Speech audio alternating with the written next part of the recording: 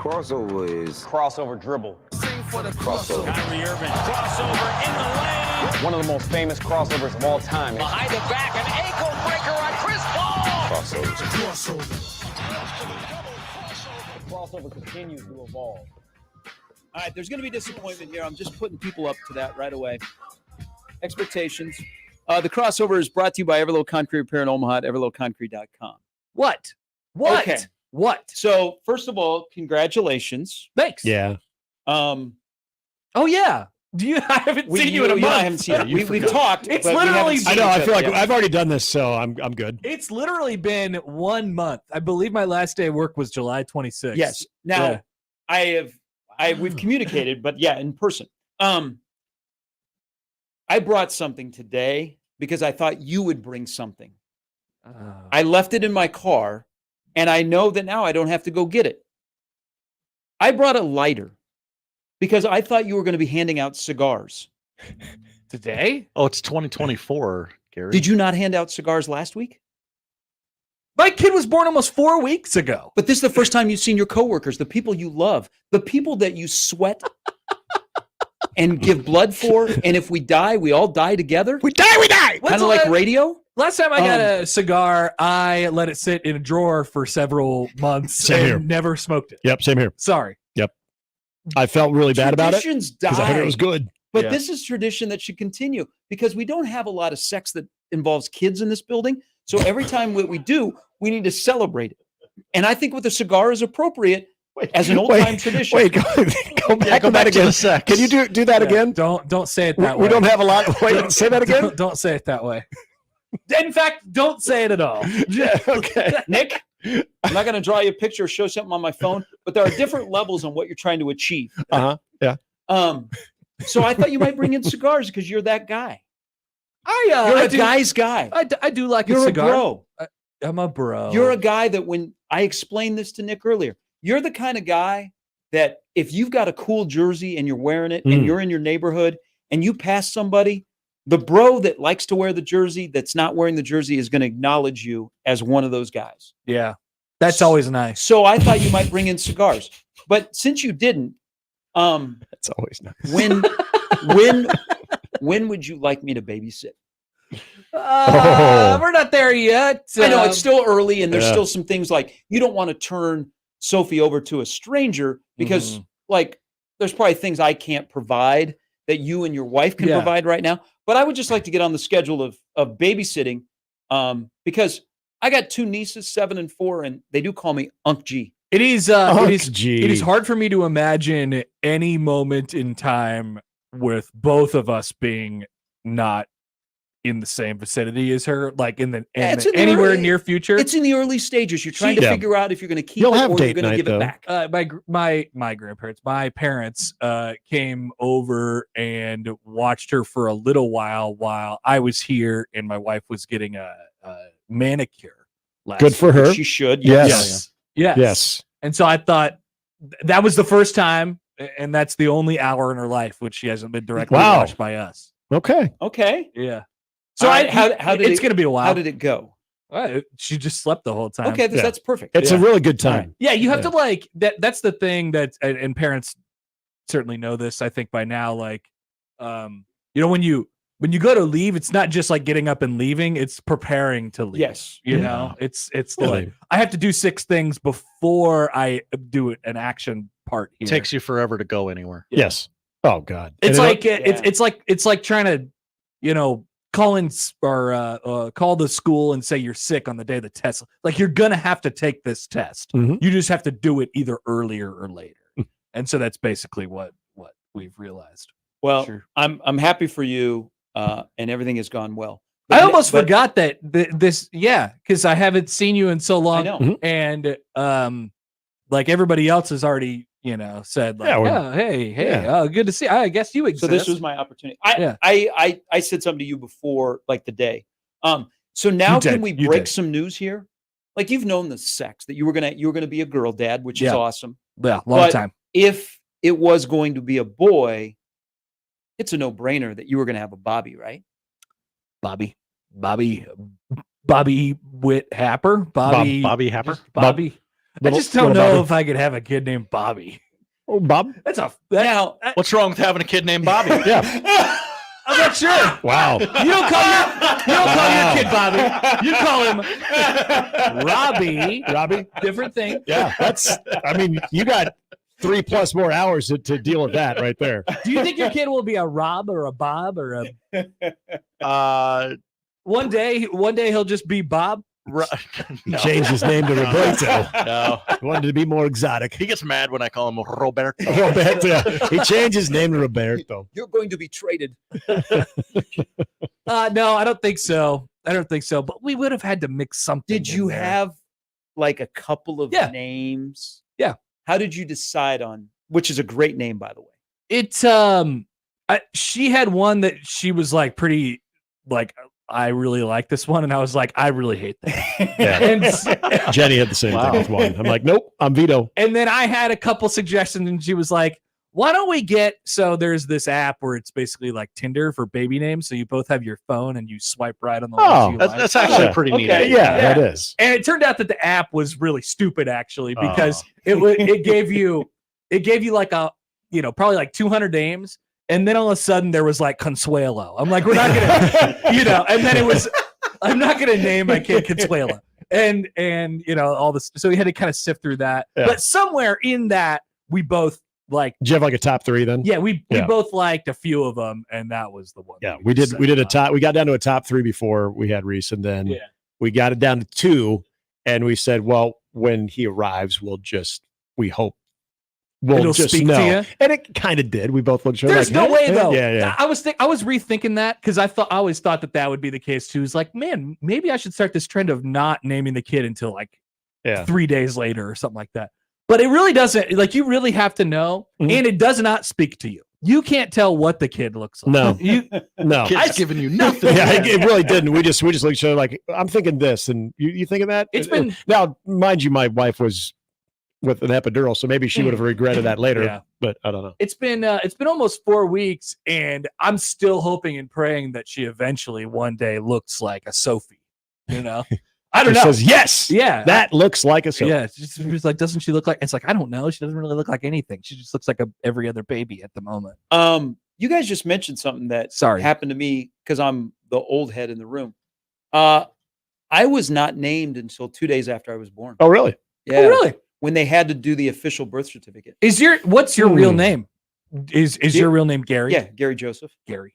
Just Gary Joseph. There's Back no in the- like Gerald or anything like that. I don't No. even know if Gary No. is short for that. Yeah, I think so, yeah. Walter and Barb had a Gary. Oh, okay. You Gary just stick with the Joseph. 4 But letters. I do remember I was told that they didn't have to come, they didn't have to agree on a name. I know what I like maybe was going to be called. Like I was going to be called Jeff. Oh, Jeff. No. Jeff. Um, No. But when the state of Iowa, Geoff or Jeff? just Oh, yeah. It Geoff. had to be 4 letters. just Jay. The Geoff. When the state of Iowa said you have to do the birth certificate now, Oh. is when they had to come up with the name. Oh. So I was like 2 days afterwards. They told us that we couldn't do anything with the birth certificate until 3 weeks. They were like, you could apply for a birth Whoa. certificate in 3 weeks. Yeah, we didn't get ours till like much later. Yeah, and it still hasn't come yet. Yeah. Oh. It'll We get did there. apply for one. Hopefully, I hope- hopefully we're granted Got one. denied. Hope it shows up. They're like, nope, Yeah. we rejected. Yeah. it So first. according to the state, she doesn't even exist yet. So we'll see. So we had a question for Jacob Bigelow and put him on the spot. Mr. Bigelow. On the Dion Sean Keeler thing. Oh, and yeah. we've all read Sean Keeler's columns. Yeah. Yeah, not And good. he's come up with some bangers. The Bruce really. Lee of BS that is in the local media. the what? The Who Bruce is the Lee. Bruce That's Lee a of great BS nickname for Bruce in Lee the BS. local media. Yeah, it is. That is a great name. Mhm. A lot of people said Sipple right away. Wait, Yeah. so you're what is the question that you're asking? Who are we looking for? So- Like who in the Nebraska local media who you would consider to be the BS of, or the Bruce Lee BS in the local media? What's the here? Bruce Lee BS? I don't get The it. Bruce Lee BS? Who? So that's Sean the Keeler, that's guy's- what he called Dion. Yeah. Oh, and so what is he saying when he says that? What is he? Well, he's He just is basically Mr. Bold yeah. Proclamation hype guy. Yeah. Okay. Hmm. It's not. Okay. Oh. I don't think it's Sipple. I don't either, actually. Simple always comes up in these conversations because he is the person that we don't have a problem making fun of, and he doesn't have a problem making fun. But there are some people who maybe would care a little bit more. That he would entertain. Like, I guess I probably am. Yeah, God, there's probably times I do. Yeah, I guess they should put me on. You know That's what fair. would be in that whole thing that unfolded last week? You know what would be the ultimate flex? Is if Matt Rhule invites Sean Keeler in for a sit down On game week. He does on like an exclusive in the Denver Post. Yeah. There's a huge Q&A with Matt Rhule. This is so stupid. How is this not like? That would be amazing. And then he had this whole like they asked him about it after he got kicked out or after Sean Keeler got kicked out, and some guy was like, "Hey, another columnist wrote a column on Sean Keeler. Yeah, if I it was the Kisla, the Denver Post, and he was like, well, if I come in here and I ask, questions that you perceive to be negative, am I going to get kicked out? And then there was this whole like back and forth where you couldn't tell what either of them were saying because they're speaking in nonsensical terms and things like this. It's like, what are we doing? Well, that's what we are not humans anymore. That initial exchange between Sean Keeler and Dion when this first happened, when he's like, what's wrong with you? When they started going back and forth, there were times I couldn't understand what either Sean was saying or what Dean was saying because they were just talking over each other the whole time. It was. I'm just trying to imagine if that happened in Nebraska. If Rhule, I mean, it was sort of like Dirk Bowe, but not really. Yeah, I mean, Dirk has explained his relationship, which, if you just listen to it in sound bites, you're like, these two guys hate each other. Yeah. I think Dion and even Bowe, to an extent, have problems with people that didn't play football having opinions on football. 100%. Okay. I think that is 1,000% true. I think Dion is just cannot take criticism. No. And like that, I think that's like a human thing. There's the Dion personality that will do, like, I just put $2,121 in the accounts of players that have kids. Yeah. He just did that. Mm-hmm. Then there is the prime, which is the personality. Yeah. So he has a tough time separating them, and the cult comes for prime. But there is some good stuff that Dion does. Oh, I totally believe that he's like a good guy, but he doesn't know which personality to use. Right. And then when you get squeezed, is what truly comes out. Yeah. And I think so there are former players that have criticized him in the last year, and he even responded to one Colorado Buffalo and said, "Yeah, you're right. The guy played the game. Guy played in the league. It's Matt McChesney, who's who actually has developed a relationship with Rhule because Nebraska's recruited one of his proteges. I think there are coaches because Bowe would do this, like people that were asking questions and they were like questions that made it sound like you were an expert or gotcha questions. Bowe didn't like those. And so I think Dion, and there are other coaches like that. Then there are mature guys that are like, you know what? I respect your job. As long as you respect mine, I'll answer your questions and we'll have a good Q&A. Yeah, it's just a weird, I think it's a weird setting where if you're Colorado Sports Information, you are counting down the days until he's gone. 100%. Because that's a horrible it isn't job. violating any policy. Yeah. And you look at like men's basketball, Tad Boyle's like a good dude. And then you look at football and it's like a circus and they have no control. Yeah. They've lost all the control. I think he has this thing where Dion has this thing where he once he says something, he feels obligated to really, really follow through with it. And like now he's carrying the flag and the torch for what what all the idiots always say on Twitter, which is like, oh, people are, it's very clear now that athletes and coaches are getting sick of the media's BS. And so he's like carrying the torch for that now. Because he feels like he has some support. He feels like he has to bar these people. Like he has to be the person who stands for this. He will not relent at all on this. He won't. No. Because he is now the flag bearer for it. Well, and I think this is where I look at the Deion Sanders personality, whether we're talking about prime or Dion or Coach Deion Sanders. There is that. It's always been. I mean, if you watch him on the NFL Network, there's always been that presence of, I've got to be the most talked about thing right now. Even my opinion has to outweigh yours, or even louder. So it is going to be more talked about or more perceived with, more more wide eyes and more excitement, whatever the emotion is, he wants to invoke that. I've always thought that with this most recent example of it, to your point, Connor, about how he's not going to relent on it. You're right. But I think there's also that part of it where, and I think this is the crux of the entire situation. And this is why I totally agree with Gary on the similarities of what's the question coming from? Who is it coming from? What's their background of it?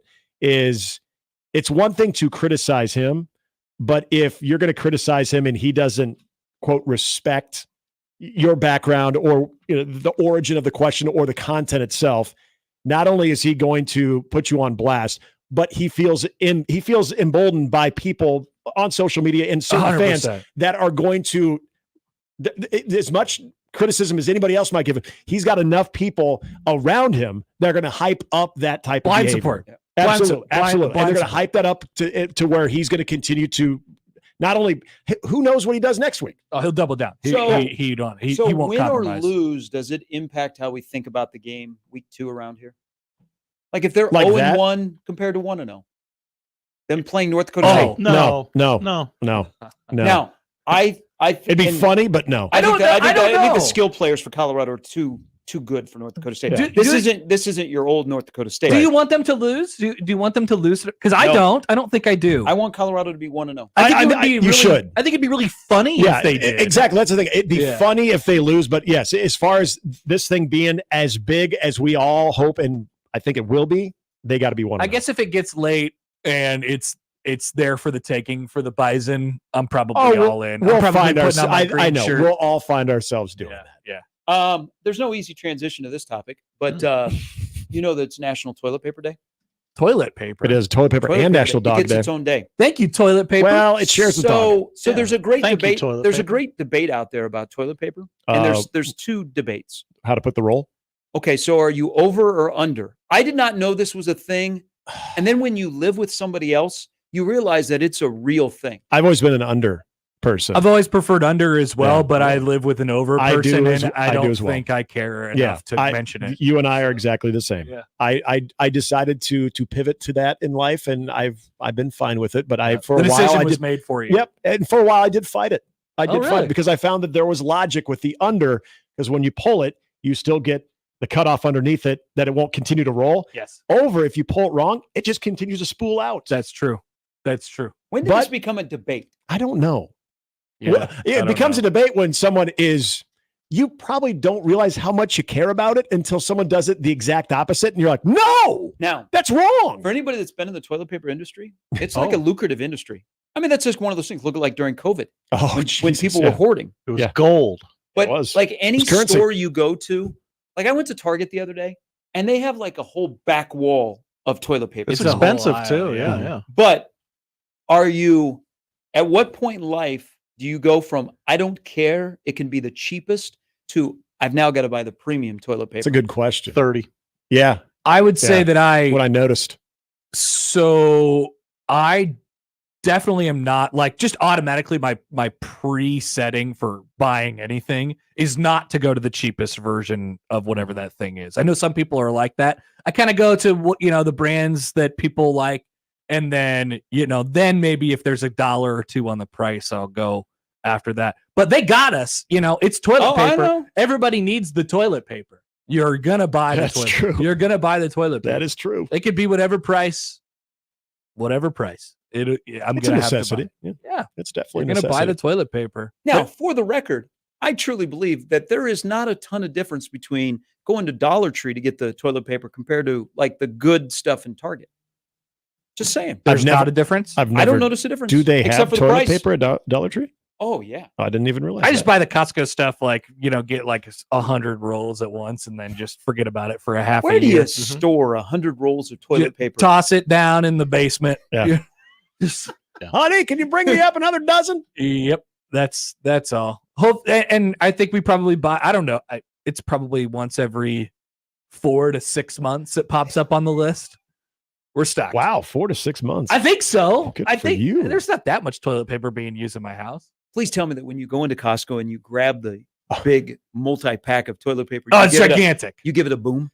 Yeah. Boom, boom, boom, boom. My favorite is in going to the Step Brothers when he comes out with a big toilet paper and he just does that. So excited. That's how I do that now forever since that movie. And not many people get it, but the ones who do. Have you seen the Boom? Know. Have you seen the Boom guys? Uh-uh. The Costco guys. The Costco guys? Oh, yeah. Father, son. Yeah. You seen them? We did actually watch a video of him one day on the show. That's nice. Yeah. Boom. I didn't see the toilet paper thing though. Yeah, it's just a Costco thing. Yeah. They're widening their net.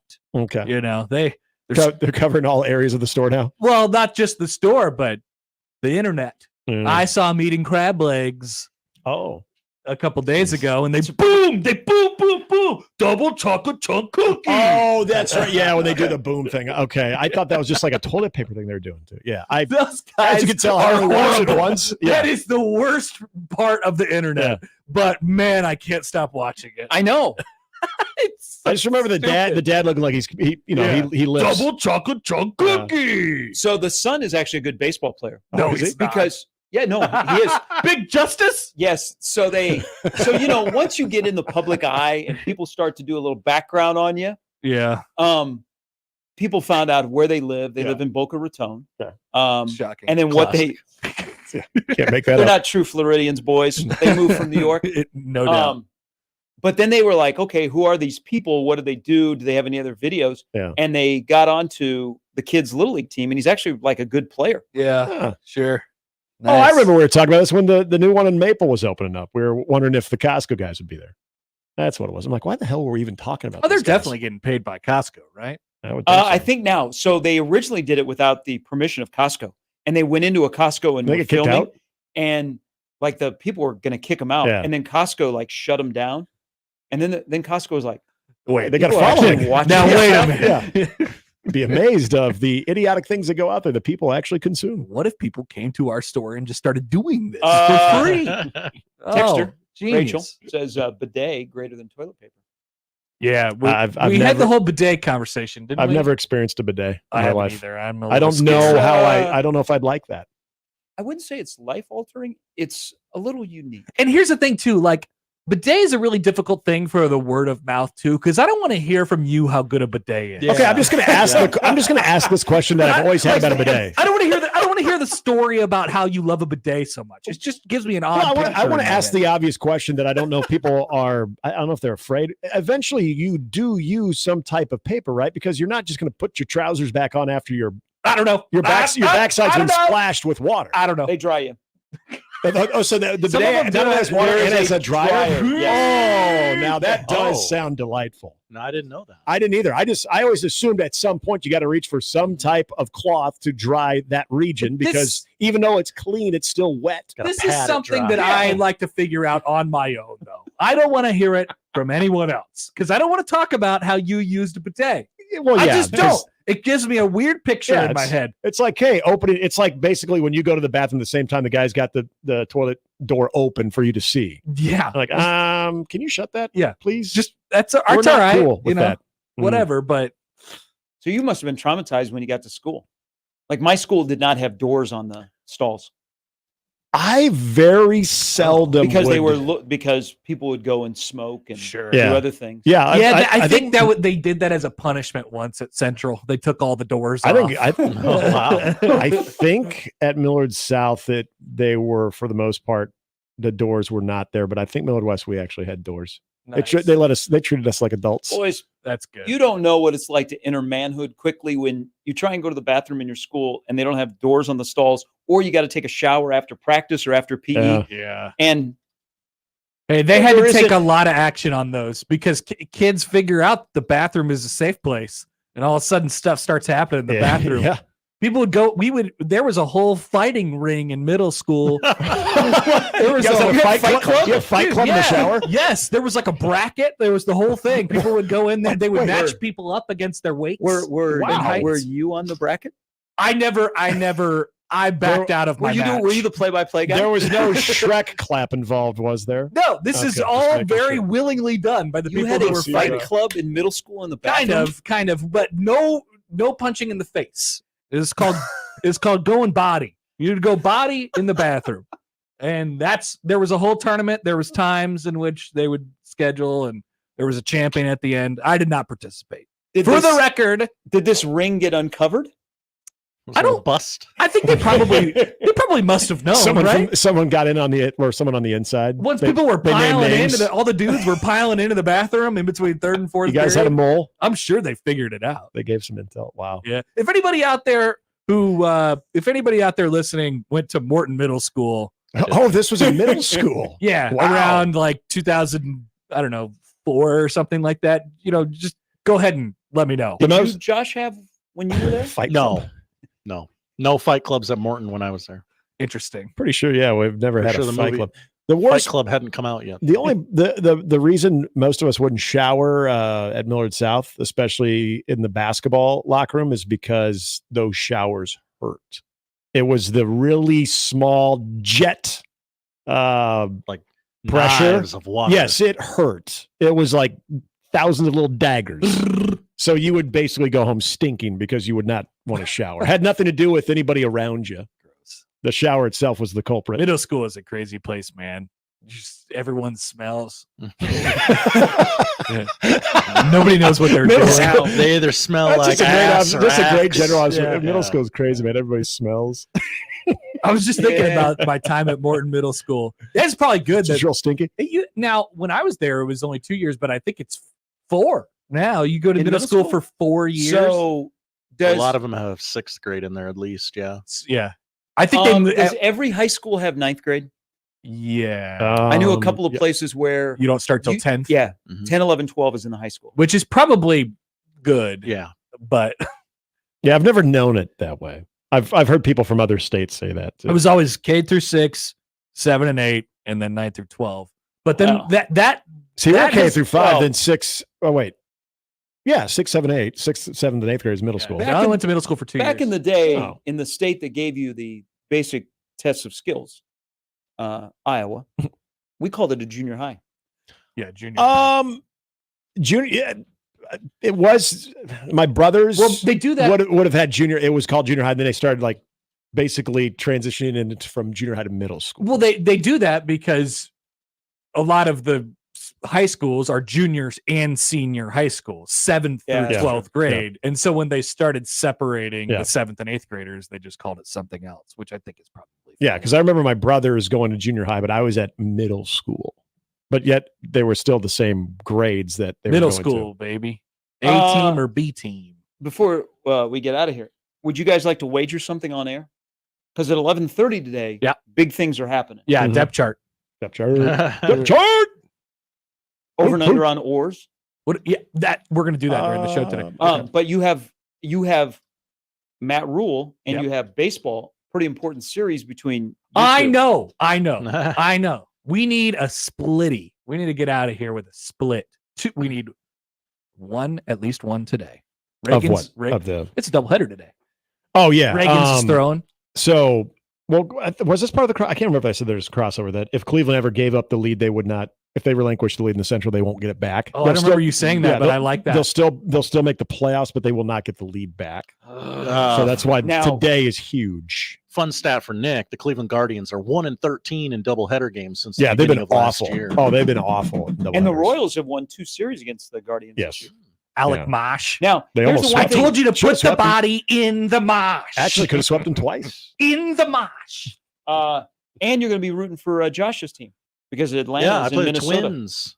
Please, I apologize for not being able to do Yeah. any damage to the Phillies. this I'd be weekend. rooting for them anyway because of the Schwellenbach, because of Spence. Pitches tomorrow. Schwelling. Yeah, Spence. So you have Schwellenbach against Richardson, which might set a record for the most letters in the 2 starting pitchers combined. Nice. And today's His jersey is so funny. Woods Richardson. Whee! It goes all the way I around know in a it's circle. the shoulder blade. The Yeah. shoulder blade. I one. mean, Those are it's the best. further than that. It's It like it's like- torso to hip to hip. It starts creeping over to the bicep. and there, today's the tricep day area. that one guy plays for both sides of. That's Yeah. right, Dan Jansen. Jansen. Yep, Jensen. That box score is going to look awesome. That's It's gonna so be, cool. It's going to be fantastic. We love a baseball. So they oddity. actually are going to have legit. I was telling Gary, they're going to have an authenticator there. Great So they're going to news. have a little bit of memorabilia to put in the Hall of Fame. Will Smith is on the injured list. Thank God. he Get him out. was good. See you later. He was good at the beginning. Yes, Wild he Wild was. West. He has stopped being good. So then he slapped they just Chris brought Rock. up Lynch because Zerpa got sent down to here. Yep.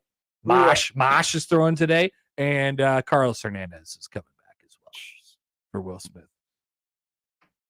They found some depth, maybe. I don't know. Their bullpen still sucks. But Lucas Erceg is good. He is good. 1 month ago, last time I saw you, Gary, I had no idea who Lucas Erceg was. I know. It's great. I can't believe you guys haven't been together for a month. That's crazy. Time has flown. 1 month. 1 whole month. I feel like it was just yesterday. Got some leave. Yeah. I mean, it's true. Maybe should have pushed for 12 weeks. I could have got more. You can technically get 12 weeks. They just don't, they won't pay you. They won't pay you. I would have liked to be paid. Yeah. that was important to me. There's the rub. That was important to me. Makes sense. All right. Well, you guys have a great afternoon. Go Royals. Nope. And Braves. Hell yeah. Yeah. Oh, yeah. I'm rooting for the Braves too. That's where we can agree. Thanks, guys. Yeah. Perfect. Appreciate that. Yeah. He likes the Twins. So sorry. Not so much. I just get a paycheck from them. So I have to. I get it. No, I understand. Financially obligated to root for them. And my team is done. Mm-hmm.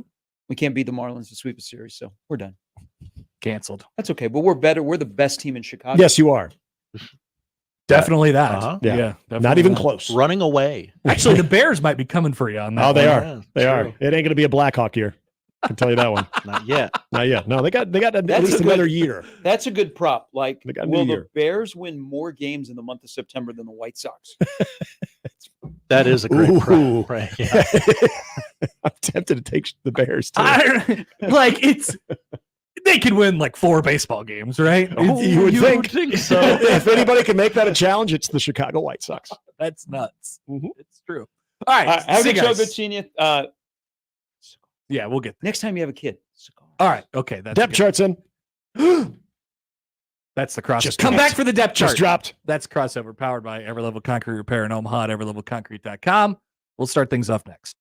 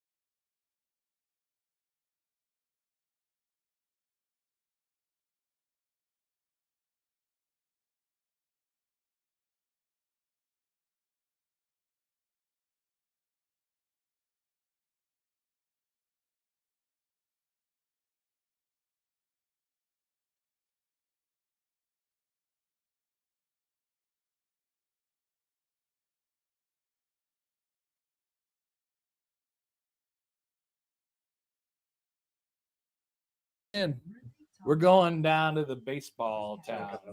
Okay. Yeah, I'm team excited. I need a 1620 the zone hat. I was thinking this morning. A nap or an app? A hat. Oh. A hat.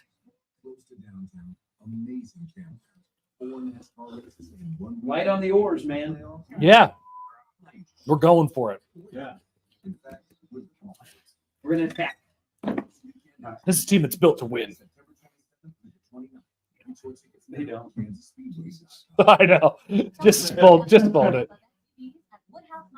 If they don't win this year, Creighton should start a football program and just try that. I mean, Just wreck they it. can't hold in 6 wins this year. Oh my God. This ain't working. Yeah. Or Raiola got hurt. And yeah. They really should. They really should fire him if they don't get to a bowl game. Just quit. That'd be hard explaining how you did not win 6 games this year. Yeah, it'd be a tough one. But think about it, like if you're scuttling through that first 7 games and you're not bowl eligible by Columbus. Indeed can help them hire great people fast. Then you're Scary. then the back half looks scarier than it does right now. Right? Indeed. Oh, Little knee bender, little knee knockers. I did. Just start 1-0, and then for God's sake, don't lose to Colorado. I'm 'Cause that'd be really not miserable. Oh, great. If you've ever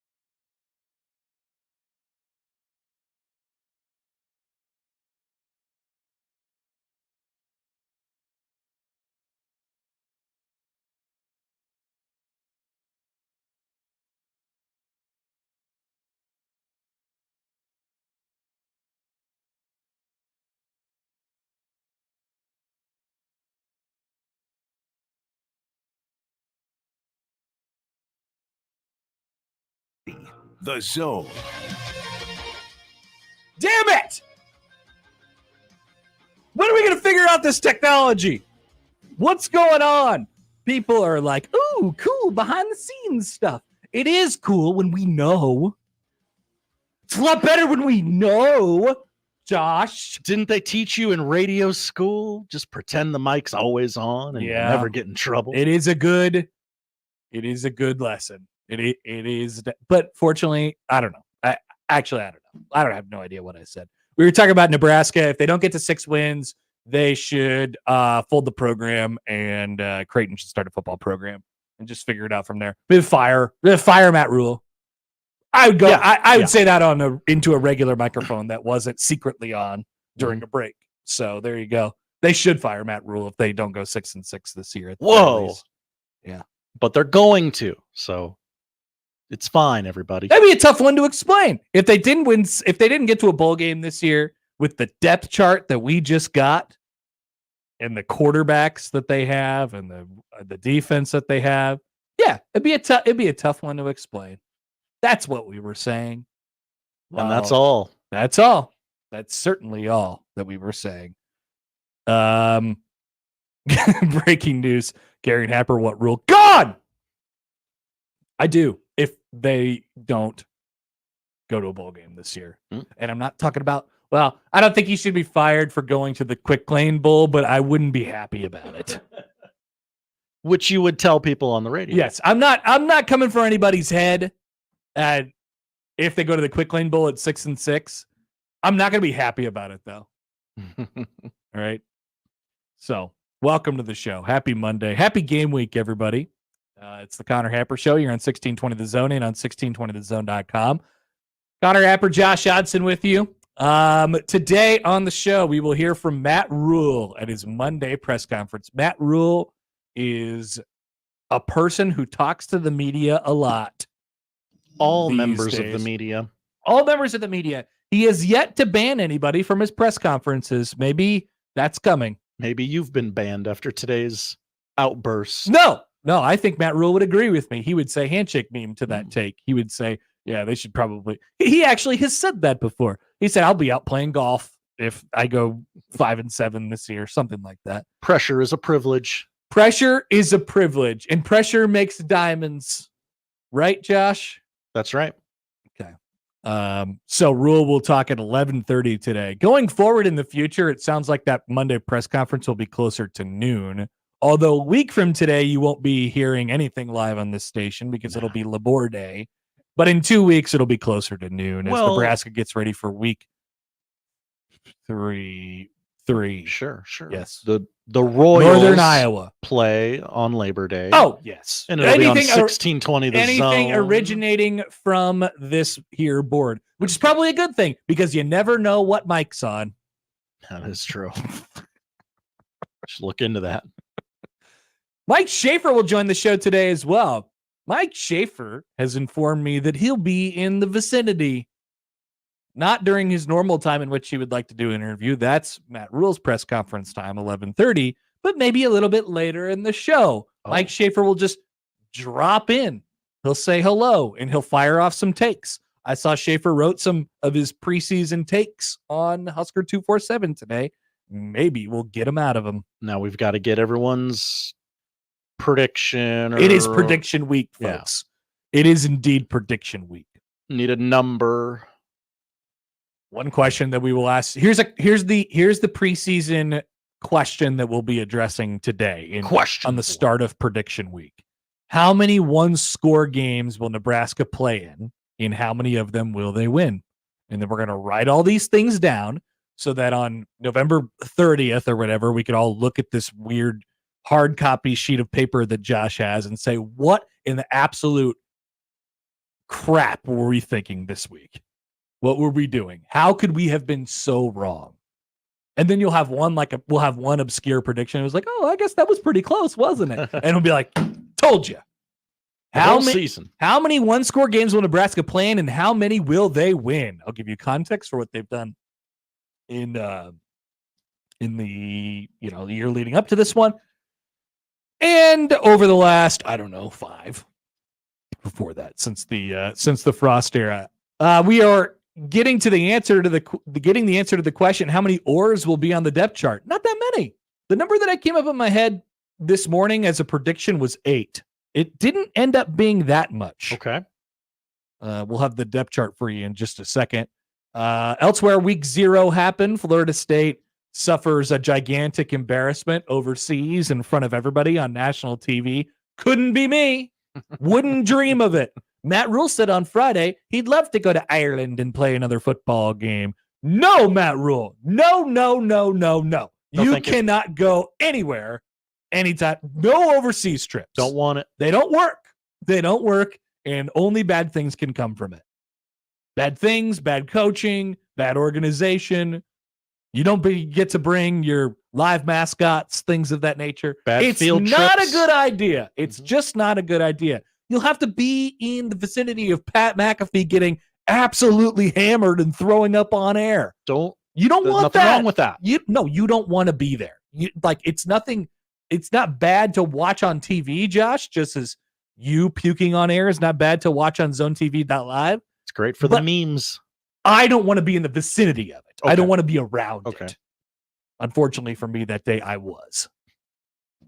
And I guess Random Mike kind of was as well, because he was on the phone. He was. One more topic before we get to Matt Rhule as well, and one more last kind of take on the potential role for Heine this year. Heinrich Harburg. Deion Sanders is banning people from press conferences. More like Deion Putin. I didn't know what you were going to say It's got there. quite the ring to it, doesn't it? Yeah. All right, plenty to come on the show today. That's the lineup powered by the Rooferees at John Higgins Weather Guard. Want to hear from you guys? 402-951-1620 on the 42 Degrees of Source hotline. You can call or text that number. Tweet at Happer Show, at Connor Happer on the JTech Construction Zone Twitter feed. Email Connor and Josh Show at 1620thezone.com on the Equitable Bank Zone inbox. And we say good morning to our YouTube streamers today. Hi, everybody. Oh, look at there. There's Coach Prime right there on the bottom of your screen. This way, I guess. Like and subscribe. Like and subscribe. That's what all the YouTubers say. That's right. Like and subscribe. Smash that subscribe button. And comment. Say things. Mix it up in the chat. We're still waiting the return of some of our fair weather football fans. Star Wars Fiend is back in the chat today. Star Wars Fiend has made a return. We have been wondering, though. We know where Deion Sanders is. Where's our Deion? Where is Nebraska Deion? Did he quit? Was he serious when he said, "Screw you guys, I'm going home"? Maybe that was maybe that was the real time. We called his bluff and we lost. Very interesting. So yeah, mix it up in there a little bit. Coming back, we do have a depth chart. I want to get to a couple notes on that. Just to put aside the suspense on this one. Dylan Raiola 1, Heinrich Harburg 2, Daniel Kalen 3. No oars. No oars. And and Heinrich Harburg is not like a third string or tight end either, but that's to be expected. But we'll talk about Heine's role a little bit later, because I am now more convinced than ever that you will see Heinrich Harburg doing something a little different this year. We'll hear from Rhule a little bit later on in the show there. Come back for more on a Monday edition of the Connor Happer Show and Game Week on 1620 The Zone.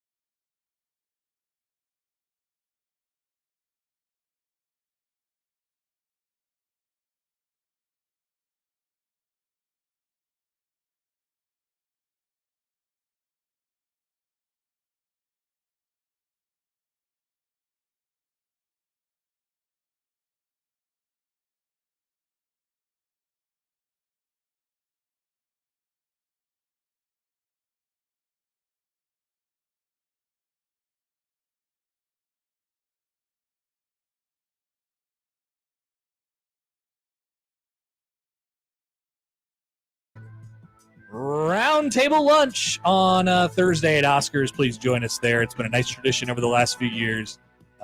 Once again, that is the Red Out Week. We are in the thick of it right now.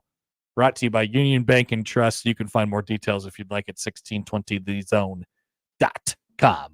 Depth chart / game notes. This is the one time a year where we actually care about the depth chart because it matters this time around. We get to see finally what has happened, who's where do you stand? First of all, game notes. Broadcast crew, the Fox crew this weekend. This is important. Jason Benetti, Brock Heward, Allison Williams. That's a good crew. Yeah, I like it. I like it. That is a nice crew. I think that might be the second Fox crew or third or something. And they kind of mix and mash at this point during the year because there's a bunch of other stuff going on. This week's numbers, according to Keith Mann and the research team over at the University of Nebraska. Hi, Keith. Dylan Raiola is expected to start at quarterback against UTEP. If Raiola does start, what do you mean by that? He would join Adrian Martinez as the only true freshman quarterbacks to start a season opener in school history. That's a number to know. 2. 42. Offensive tackle Bryce Benhart is expected to start at right tackle. The start would be the 42nd of his career and would establish a new record for career starts by a Husker offensive lineman. Wow. That's a long time to be in college football, folks, and certainly a long time to be starting. All right, to the depth chart. So, like I said, you got Dylan, you got Heine, you got Danny. 1, 2, 3, no ors. My eyes then went to the running back. How are they going to do this? What I thought they were going to do, and we would have, I didn't expect it to come out this early, but we would have had a whole prediction about this. I thought they were going to do Emmett Johnson 1, and then Gabe Ervin or Ramir Johnson at Co-2. Ramir. Here's what they did. Everybody's number 1. Ramir Johnson or Emmett Johnson or Gabe Ervin or Dante Dowdell. There's 4 of them, which I knew that Dante Dowdell was kind of coming on a little bit here, and they were waiting for him to step up a little bit. But I didn't know it was that serious. So we have a 4-headed monster at running back. I don't love it. I don't either. Okay. Whew. Glad my gut was right on Here's that the other way you could look at it, Josh. Like, I don't know, if you were kind of borderline conspiracy theorist, you might say this. Many of you are in the YouTube chat. Listen up. And I think there's a lot of this with depth chart, like the way that you tell the public who's gonna play and who's gonna be good. I think Nebraska and Matt Rhule particularly is really careful about telling the guys who aren't playing. We heard the story from Rhule on Friday. He told Heine first about Dylan being the starting quarterback. He's like, hey, come here, sit down. Here's what we're going to do. Here's our plan for you. Don't worry about this. And so if there's this expectation that a guy's going to be the starter because he was the starter all last year, I think they'd want to be really careful with it. In the case of the running back, that person would be Emmett Johnson, right? Many thought he did enough to earn that first nod. And maybe he does get it, but maybe they have a sense that Gabe Ervin is going to be the actual number 1. Or maybe they have a sense that Dante Dowdell is going to be the actual number 1. He's certainly the most complete back out of all of them. I guess we don't know that with Ervin because we haven't seen him healthy in quite some time. But so either they have 4 fine running backs and they're going to truly try to figure it out over the first couple weeks of the season, or they think that one of them is a step above the others and they just don't want to say it. I think that's also possible. I think there's some games that you could be playing with this. But once again, Ramir or Emmett or Gabe or Dante Dowdell is your running back situation. Let's take a look at the wide receivers, Josh. Oh, I hear that room is popping. The room is popping. What do you like about this? Wide receiver, now they have it listed as wide receiver slot. So it's really like XY slot. Banks, number 1, X. Let's say for organizational purposes. X, go and give it to you. Isaiah Nayer, wide receiver 1, Y. Okay. Janiron Bonner, wide receiver 1, slot. Jalen Lloyd, wide receiver 2, X. Jack Corey Barney, wide receiver 2, Y. Isaiah Garcia Castaneda, wide receiver 2, slot. How'd you see? Malachi Coleman, number 80, Malachi Coleman. Oh, not number 15, huh? Interesting. Wide receiver 3X. Alex Bullock, wide receiver 3Y. And I think, what I just said about the running backs is important in the conversation surrounding Alex Bullock. Like, guy got a lot of snaps last year. We don't want to just cast him off and not put him on the tube deep, but they could have, because he's not going to play. Like, simple as that. Wide receiver 3 in the slot, Carter Nelson, the man child. Oh. At Carter's 6969 420 86 on Twitter. Josh, I mean, it's cool to see it on paper because then you can get a real sense of it. Banks, Nayer, Lloyd, Bonner, Garcia Castaneda. And we haven't seen Barney yet, but I just named what, 6 guys? Yep. Feel good about all of them. I like all of them. Yep, there's 6 deep at receiver. And then there is Coleman, Nelson, Barney, who all of them, it's like, yeah, high ceiling. Can't wait to see what happens. But you don't need them to be featured parts of what they're doing this year. That's the real life development track. Like, that is how. So Rhule said it on Friday. We have an old team and a young team. There's 2 different teams here. We have an old team and we have a young team. That's a really nice setup. You normally it's just hear, a really great setup. Like offensive line, defensive line, we want to rotate guys in and out so no one's ever tired. This team seems to be obviously doing a little bit of that, but also at the skill positions, those guys are just never going to have the opportunity to get tired. There's going to be fresh legs. Yeah, and out of that, you'll find out who the good players are. Yeah. Right? If you feel good about, Rhule had the comment a couple of weeks ago where he was like, yeah, I think we got a bunch of guys who can execute right now. If you're in the 2 deep, if you're on this top, however many guys are listed here, they feel good about your ability to execute. 3rd and 6 when you're backed up against a corner. Let's find out. Yeah, but who's gonna go out and make that play, right? Yep. Offensive line, nothing really notable here. Nothing that we didn't know. Left to right, Corcoran, Evans, Scott, Mazuka, Benhart. The backups are where it gets interesting, especially at the tackle positions. Not much there. We're talking about Gunnar Gatula and Grant Segrin. Those are your backup tackles at the moment. So cross your fingers on the starting tackles. Make sure that one works. Defensively, nothing unexpected. You got your top 3 on the defensive line: Robinson, Hutmaker, and Jamari Butler. They've referred to Lenhart as basically a starter. They feel good about Van Poppel and what he did last year. Elijah Judy. There's also James Williams, and there's Kai Wallen. They have 7 to 8 guys who they're like, yeah, they're gonna all rotate through it, whatever kind of spot. Vincent Jackson pops up as the 3rd nose tackle on there, so we'll see if he gets any clock this year. Linebackers: John Bullock with his backup being Vincent Shavers, Mekhi Bayer with his backup being Stephon Thompson. God, I wish we had heard about Stephon Thompson a little bit more this offseason, the transfer from Syracuse, but he provides depth. Jack linebacker, MJ Sherman, Prince Will, Uman-Mielen. Corner 1, Tommy Hill. Corner 2, Marquise Buford. Their backups are Amari Sanders and Sear Wright. Safeties, Malcolm Hartzog and Deshaun Singleton. Their backups being Derek Branch and Kobe Bretz.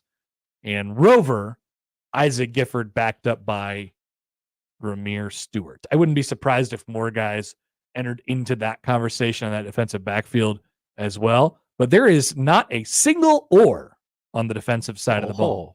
Not a single or. Solidify. Yeah, you gotta top, 20 some guys, 25 about guys that you feel pretty good about back there. But there is an or at the kicker position. Tristan Alvano or John Hull. I got news for you guys. Let us tell you something. You heard it here first. Yeah, it's going to be John Hull on Saturday. He's going to kick the kicks. So just prepare your bodies for that one.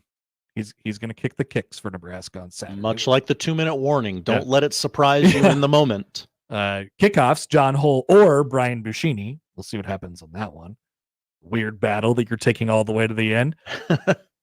And then kick returner, Ramir Johnson or Ja'Cory Barney. Okay. So there was only 1, 2, 3, 4, 5, 6 oars in the entire depth chart, and 3 of them were at running back. Okay. So hey, when you know, you know. When you know, you know. Indeed. You ready for these comments in the chat? Oh, what are they talking about? Oh, all sorts of things. Let's see. Boxing True says linebackers are trash. Which ones? Like the actual linebackers, It like the just middle says linebackers? Linebackers are trash. Bullock backed up by Shavers, Bayer backed up by Stephon Thompson. Is that what Boxing True is referring to? Maybe. I think by the time we get to October, we're probably talking more about Vincent Shavers than we are about John Bullock. Mm-hmm. Coming on. And I will say this, like to Boxing True's point,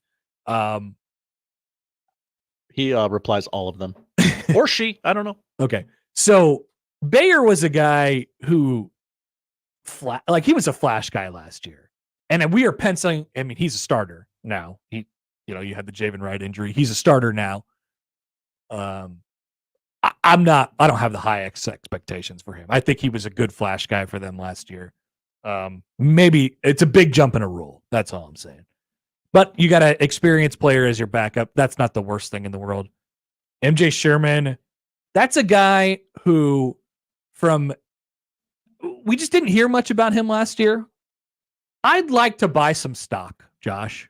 The stock doesn't cost much at the moment. I know he's a starter, and I know he's a transfer from Georgia. The stock was certainly if you wanted to buy when he transferred from Georgia to Nebraska, you would have had to pay a pretty penny. But it's gone down. The stock is kind of tanked on him. I'd like to buy some. I'd like to clean up some of that. So I'll buy some stock on MJ Sherman going into this year. And then Prince Will obviously as a young guy. Ceiling's high for him. I don't think it's trash. Sal comments in, pretty concerned about that middle linebacker depth. Or Major League Baseball depth. I'm not sure. It just says MLB depth. I assume it's middle linebacker. Wow, people really took issue with the linebacker depth chart. Interesting. I just went through it. I'm not overly concerned. I'm not overly concerned. Matthew Pfeiffer. I don't think they have a whole lot of guys behind that, but I get it. Like, what do you? You have a lot of good athletes who I think you could stick in there. And the great thing about that middle linebacker spot is, look at the way that they have it set up right now. Bullock and Shavers bring different things to the table. Bayer and Thompson bring different things to the table. Bayer is your slower, plottier, stuff the run linebacker. Same thing with Bullock. Shavers and Thompson are both kind of long and rangy. Like you'll see Shavers, he's like a heat-seeking missile. Thompson's got some length, some ability to cover in there, right? They bring different things. So I think with that spot, you can mix it up however you'd like to. But I don't know. That's just my excuse, I suppose. Matthew Pfeiffer on the YouTube chat says Bullock on the opening depth chart last year listed at 220, 230 this year. Hashtag gains. Right? Gains. Text line wonders, was James Williams listed? He was listed as the third defensive end at Jamari Butler's position. So it went Butler, Lenhart, James Williams. 6'6", 250. James Williams, by the way. Hello. He's still a gadget, third down guy. Now the good part is they can use him whenever they want to this year. Last year they were very careful about which games they were using him in order to keep his red shirt, but they wanted to just put him in against, when left with the opportunity to either play his one game either against, like, I think it was Wisconsin or Iowa or Maryland or Iowa. It was like, yeah, which team passes more? Insert James Williams. And I think he got a sack in that game. So we get a couple of those last year. I don't know. That's big depth chart overreaction, ladies and gentlemen. Now, career starts on defense. Ty Robinson, 33, leads the way. Whoa. Career starts on offense. Ben Hart, 42. Ben Scott, 39. Of course, 11 at Nebraska last year. Turner Corcoran, 31. Micah Mazuka, 21. Think about that. That's 4 of your offensive linemen, 4 of your starting offensive linemen who have at least 20 starts in their college careers. Not a bad thing, right? Nayer's got 13 starts. Banks, 11, with 10 of them last year and then 1 the year before. But he was a really productive receiver the year before that, too. Isaiah Garcia Castaneda and Ramir Johnson are funny on here because Ramir Johnson has 8 starts. He has 8 starts credited to him. 7 of them were in 2021. Isaiah Garcia Castaneda has 7 starts attached to him. 7 of them were in 2021. Oh, it's a long time ago, Josh. Oh, yeah. 2021 might not seem like it was that long ago, but it indeed was. All right, there's big depth chart overreaction. Now, where's my enchiladas? I don't get the joke. Josh had enchiladas that one day after Big Red overreaction, right? Oh, okay. Sorry. Yeah. Deep cut. Gotcha. Yeah, a little bit. I'm hungry for enchiladas. I had this whole thing planned out. I want enchiladas. All right. If you guys have any more concerns about the depth chart, I will try to, I don't know, ease them or something. Assuage them. Maybe. Matt Rhule Monday press conference coming up at 11:30. Speaking of, we're going to have a heavy dose of Matt Rhule in this hour here. We're going to hear from him next. And a quote he said on Friday. So kind of speaking of the depth chart as well, it's a good transition topic. One last crack at what Heinrich Haarberg might be doing for this team this year. Is it just sitting there with a different colored hat on and signaling in plays in all sorts of different ways? Garrett McGuire's wearing a yellow hat. Oh my gosh, I better freak out. Or is it doing something more? We'll discuss that next on the Connor Happer Show on 1620 The Zone.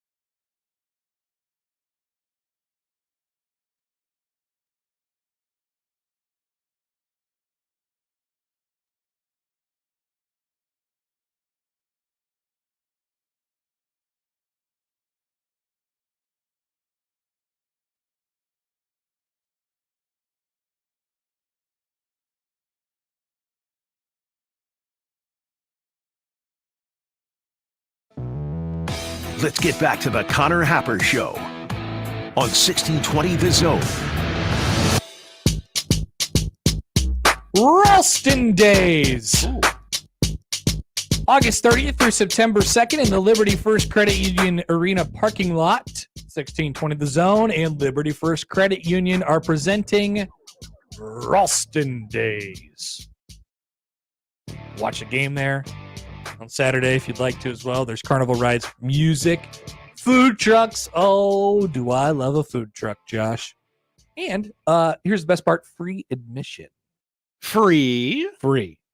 No strings attached. If you'd like more information, you can find it on our website, 1620thezone.com. Once again, 1620 The Zone and Liberty First Credit Union Arena presenting Ralston Days 2024. This weekend, week 0 happened. Once again, imagine being embarrassed nationally. What do you think happened in that game? I have a couple thoughts on what happened to Florida State. I think they thought that they could get by not doing anything against Georgia Tech, as evidenced by DJ Uyunglele not throwing a pass more than like 4 yards until late in the game. I think they wanted to not decide whether to give him the reins yet or not, and then made that decision far too late. And I mean, you hate to say this, but they got their butts kicked in the trenches. There it is. Like effort-wise, you know? Obviously not talent-wise. Effort-wise. And then you got Brent Key up there after the game talking about run the ball. You know? I'm like, uh-oh, what's going on here? Literally shouted run the ball into the microphone. It's like, what are we cooking up here at Georgia Tech? Yeah, they got smoked. Yeah. That was not pretty, folks. That was they're gonna have to figure that out. A lot of questions. That's a long flight home, as us Nebraska fans know. Mm-hmm. I mean, they were rattling off some stats on College Game Day before the game, like, oh, Georgia Tech's 4-0 against good ACs or something like that. And I went, oh, is this gonna be an actual good game? And then it was. Yeah. Yep, it was. Did not see that one coming. I think on our fake predictions on Friday, I would have not had any wins, I'm pretty sure. Oh. So that was good. I know we both got that one, the Florida State game, wrong. We both got the Royals series wrong. Also, I'm not sure everybody covered. All the underdogs covered this weekend. Yeah. So I definitely took Hawaii minus 40 and a half. Yeah. Very quickly realized, oh, that's not going to happen. That's not tonight. Not tonight. Did you ever find the illegal stream on that one? You know, I did, and then it was like I was just catching clips on Twitter. 14-7 in the second quarter. I just wasn't into it. Aaron says DJ overrated, number one recruit coming out, but has been consistently average his entire career. Well, yeah, I think he's a victim of that a little bit, to be honest with you. I think he's pretty good. I think he's a pretty good quarterback. I think you can win with him, but they didn't give him any reins whatsoever. They didn't let him do anything. They just thought that they could get out of there by run. Like, it's when you're on the new college football video game and you're like, all right, what are we going to do? Run the ball 100% of the time, get out of here, chew the clock, and win 18-0 or something like that. Like, let's just go home. Lean on them. That's what they thought. That's what they thought they could do. And they met their match in that category. I actually think DJ's fine. I don't think that game was on him at all. I agree with you, but I think it's going to be it's a narrative game in that, like, oh, Florida State lost. Why did they lose? Oh, that guy I already have a low opinion of. It's definitely DJ's fault from the narrative perspective. Yeah. Jeff writes in. Hi, Jeff. Not sure how DJU keeps getting starting roles. He's pretty mediocre for a quarterback. If you're Florida State, I mean, I would imagine that, you have a quarterback hole coming in. Phone's ringing. You have a quarterback hole coming off of Jordan Travis last year. Like, he's back in the portal. You're probably, that's one of the better guys you could get. It's not because of his recruiting ranking or anything like that. It's because you understand what he can do. And I think maybe they either underestimated that a little bit or whatever it might have been. I actually think he's okay. I just think Florida State totally crapped the bed on Saturday. So that was fun. Maybe they took a tour of the Guinness factory. Maybe they did. Maybe they were hanging out with Pat McAfee a little bit too long. Dancing with Nick Saban's wife. Miss Terry showed up to the pub. She did. With all the angry soccer fans. They're always so angry. Very. They're always yelling something. They're incapable, like Irish people, British people, they're incapable of singing. Have you ever heard an Irish person or a British person sing? It's that's how it goes every single time. You're onto something. I'm just saying. That's maybe too big of a stereotype, but it's definitely the case. One more thing before we get to Heine. The Big Ten has released their tiebreakers. Oh, I honestly didn't think they'd do it. Are you ready for this? This is going to suck. I can't wait to read this. Somebody call John Bishop. I can't wait to read because I'm reading this for the first time. The Big Ten Conference on Monday announced new football tie-breaking procedures for the Big Ten championship game. It's a lot of words. Wow, look at this. The first in Big Ten history to match the number 1 and number 2 team overall in the conference standings. If two teams are tied in the Big Ten conference standings, conference games only, the following steps will be taken until a determination is made. This is a condensed version. There is a full version. Maybe I should just click on that and read that whole thing. Now I'll read the condensed version, the more palatable version. Number 1, the tied teams will be compared based on head-to-head matchups during the regular season. Sure. As we know, there has been 3-way ties. There has been 5-way ties. There has been 100-way ties before where they all beat each other in a circle. Not always going to find a winner based on number 1.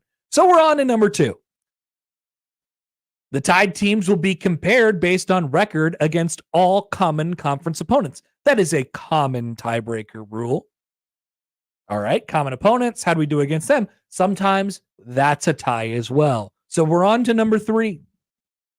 The tied teams will be compared based on record against common opponents with the best conference record and proceeding through the common conference opponents based on their order of finish within the conference standings. I don't even know what that's saying.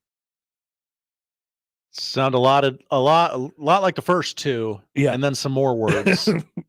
Anyway, on to number 4. The tied teams will be compared based on the best cumulative conference winning percentage of all conference opponents. Strength of schedule? Basically. Okay. Look at me, I got one. Here we're on, now we get real fun. Okay. Number 5. The representative will be chosen based on the highest ranking by Sport Source Analytics. The hell's that? Following the regular season. Their team rating score metric. They're going to ask a computer for the 5th answer. What if they're tied there, Connor? If they're tied there, we go to number 6, and this is the final boss. The representative will be chosen by random draw amongst the tied teams. That draw will be conducted by the commissioner or a designee. Imagine the commissioner saying, "No, I don't want to be Not that photo me. up." You are the designee. Lord, I don't ask for much. I'd love to draw straws for the Big Ten title. That would be pretty fun. I'd like to submit my name as well. I want to read the full version of these. That sounds like a fun waste of 30 minutes. A lot of legalese, I imagine. We're going to go back to rule number 5 here on the Sports Source Analytics thing. We're going to find more information about these guys. Wow, there's so many words on the full version of this. If the conference championship cannot be played due to any reason beyond the control of the Big Ten Conference, the 2 teams with the highest winning percentage at the end of the regular season shall be declared co-champions, and the following procedure will be used to determine the conference AQ representative to the playoff. Yeah, you never know. COVID could happen again. It is an election year. That's right, Josh. That's right. Keep your guard up for that one. That's for sure. All right. So I look forward to John Bishop's reaction when they have 7 tied teams at the end of the season. And nobody knows. He has released an official statement. John has. Mhm. Good. Yeah, cool. Neato. I expected more from John Bishop. Yeah, I know. A wordsmith. Thought he would have brought some more heat there. Mhm. Text from the 308. This is from the person who was trying to call, obviously. Hi, 308. I'm sorry. I'm slow. The lights don't work. Yeah, the light. It's on me. I point the thumb. We thought we had the light going, Uh-huh. but we just don't anymore. So then I have to tell Josh, but sometimes I'm in the middle of the sentence. Yeah. So the text from the 308 says, y'all's not a call-in show anymore. Well, no. Well, we are a call-in show. You can call, but there's no guarantee whether we're going to answer or not. Yeah. We're not an answer-in show at the moment. That's right. We're not a light bulb show to make an excuse for Josh, though. Aaron says, okay, but England does have Adele, who might have the best voice Sure. in pop music. That's true. But I've never seen Adele sing in a pub with the beer and the soccer people. Exception that proves the rule. Indeed. All right, Heine time. Finally. Tony writes in. Hi, Tony. He says, I think the way they use HH is how NDSU uses Cole Payton. Remember Cole Payton? The West Side guy. They have a couple of different quarterback situations going on up there. Cole is a really great athlete and a truly good runner of the football, but he could also throw it left-handed, may I add. In Heine's case, he is right-handed. So, one last crack at this from Matt Rhule, who's going to be talking in just a couple minutes. What do you envision a role being for Heinrich Haarberg? Is he just the signal caller with a funny hat? Here he is. It remains to be seen. You know, I probably don't want to give too much out to everybody, but I mean, I think in fairness to Heinrich, I just have so much respect for him as a competitor. He can go out and do anything. I mean, look at Coach Frost, right? Like, I mean, Coach Frost was one of the great quarterbacks in college football history, and then goes on and plays safety in the National Football League. And Heinrich reminds me so much of that. Like, Heinrich to me could be a great safety. He'd probably be a great linebacker. He'd be a great tailback, wide out, tight end. And so we have the opportunity to use him, when needed. At the same time, I also don't want to lose my number 2 quarterback because, he ran a dive. So there's a fine line there. But we're not going to play this year out of fear. We're not going to play like, what if this goes wrong? I know sometimes that's the way people think. That's the way sometimes I think. But we've made a decision this year that we're going to attack. We're going to go all in on this team and attack with everything we have. And Heinrich's a big part of that. So we're going to use him. Okay, so I think that last part is actually kind of crucial to the conversation. Like, hey, we're going all in. We're doing this thing. Are you actually going all in if you let your quarterback, who you think is really good, who could play football for you, and who could be a pro at what? Well, according to Matt Rhule, anyway. I don't know about this. Running back, tight end, linebacker, safety, wide receiver? Did he say all of those positions? That's a lot of 5 different positions. Quarterback, of course. 6 different positions that Heine could be an NFL player at. So are you really going all in if you don't let that player play for you just because there's somebody better than him at one of the positions? No, you're not. I've never been more convinced that Heinrich Haarberg is going to have a role on this team. That isn't like, because the truth of the matter is Heinrich Haarberg does some things better than Dylan Raiola does some things. And so for all the people coming back and asking the questions, like, well, you really want to take Dylon off the field? Well, in certain scenarios, yeah, sure. There's no doubt. Absolutely. Now, if it's, a drive in the fourth quarter to try and win the football game, and he's got to do a little bit of everything, he's got to manage, and he's got to do the clock, and he's got to make throws, and he's got to make checks, and he's got to make calls, and he's got to go tempo. Like, no, I want Dylan Raiola in the game for that. But if you need to spark and you got an extra guy sitting around and he doesn't do anything for you except for signal and plays, you bet I want Heinrich Haarberg in the game. He could add that. He could bring that to the table. And it's an element of the unknown with him. When he comes into the game, what are you expecting him to do? Probably run, right? That's something he brings to the table a little bit better than Dylan. But he could also, and he can pass, as Booby Miles' uncle said in Friday Night Lights. That's and right. He can pass. So, yeah, he's going to, I've always thought that he's going to play. But, yeah, I think he's going to play. They're going to find something for him. Yep, he's going to do something. And it might not be this weekend, but they got something in that playbook for him. Mitchell writes in. Hello, Mitchell. Heinrich wears number 10. X is the Roman numeral for 10. Heinrich is the X factor. They should make him wear X like Goldberg did in what's that movie called? Longest Yard. Oh yeah, He had a big X. he did. It was awesome. They should just give him that X factor. All right, Matt Rhule Monday press conference to start the season. You'll hear it live on 1620 The Zone. Coming back next on the Connor Happer Show on The Zone.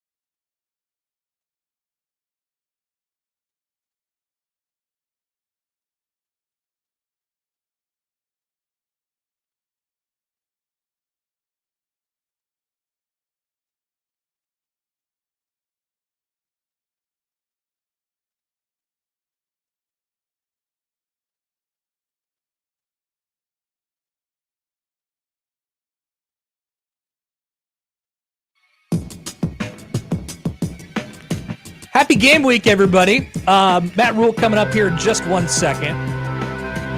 I'd like, before we get there, though, to first pay homage. The 6th floor Memorial Stadium canceled. Whoa. The Monday press conference is in the Hawks Championship Center media room now.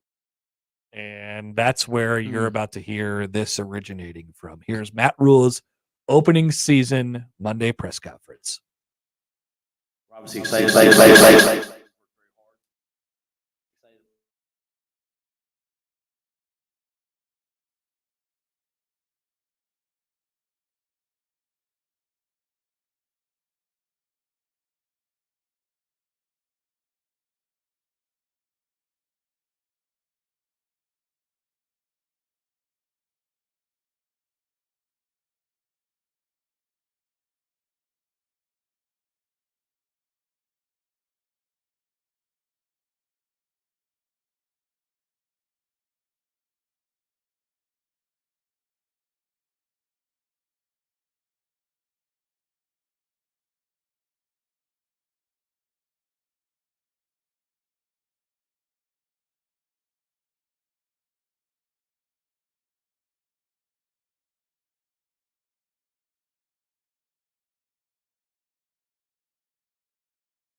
three weeks down the line.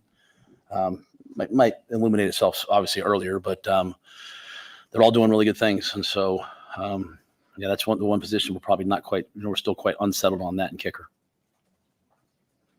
Jaron Bonner, his rise is obviously notable just to get that number one spot a year ago. Wasn't really in this position. What has he done to get to this spot where he's number one going into your opener?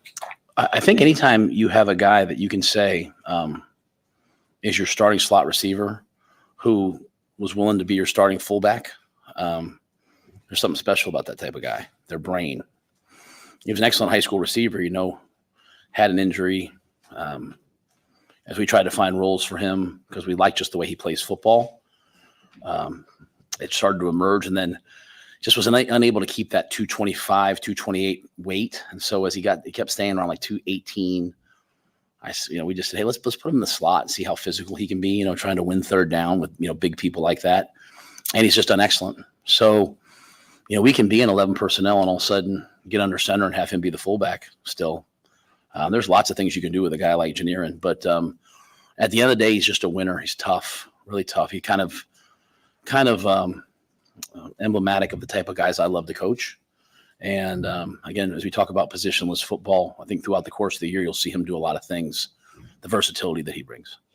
How do you feel about that run game coming out of camp?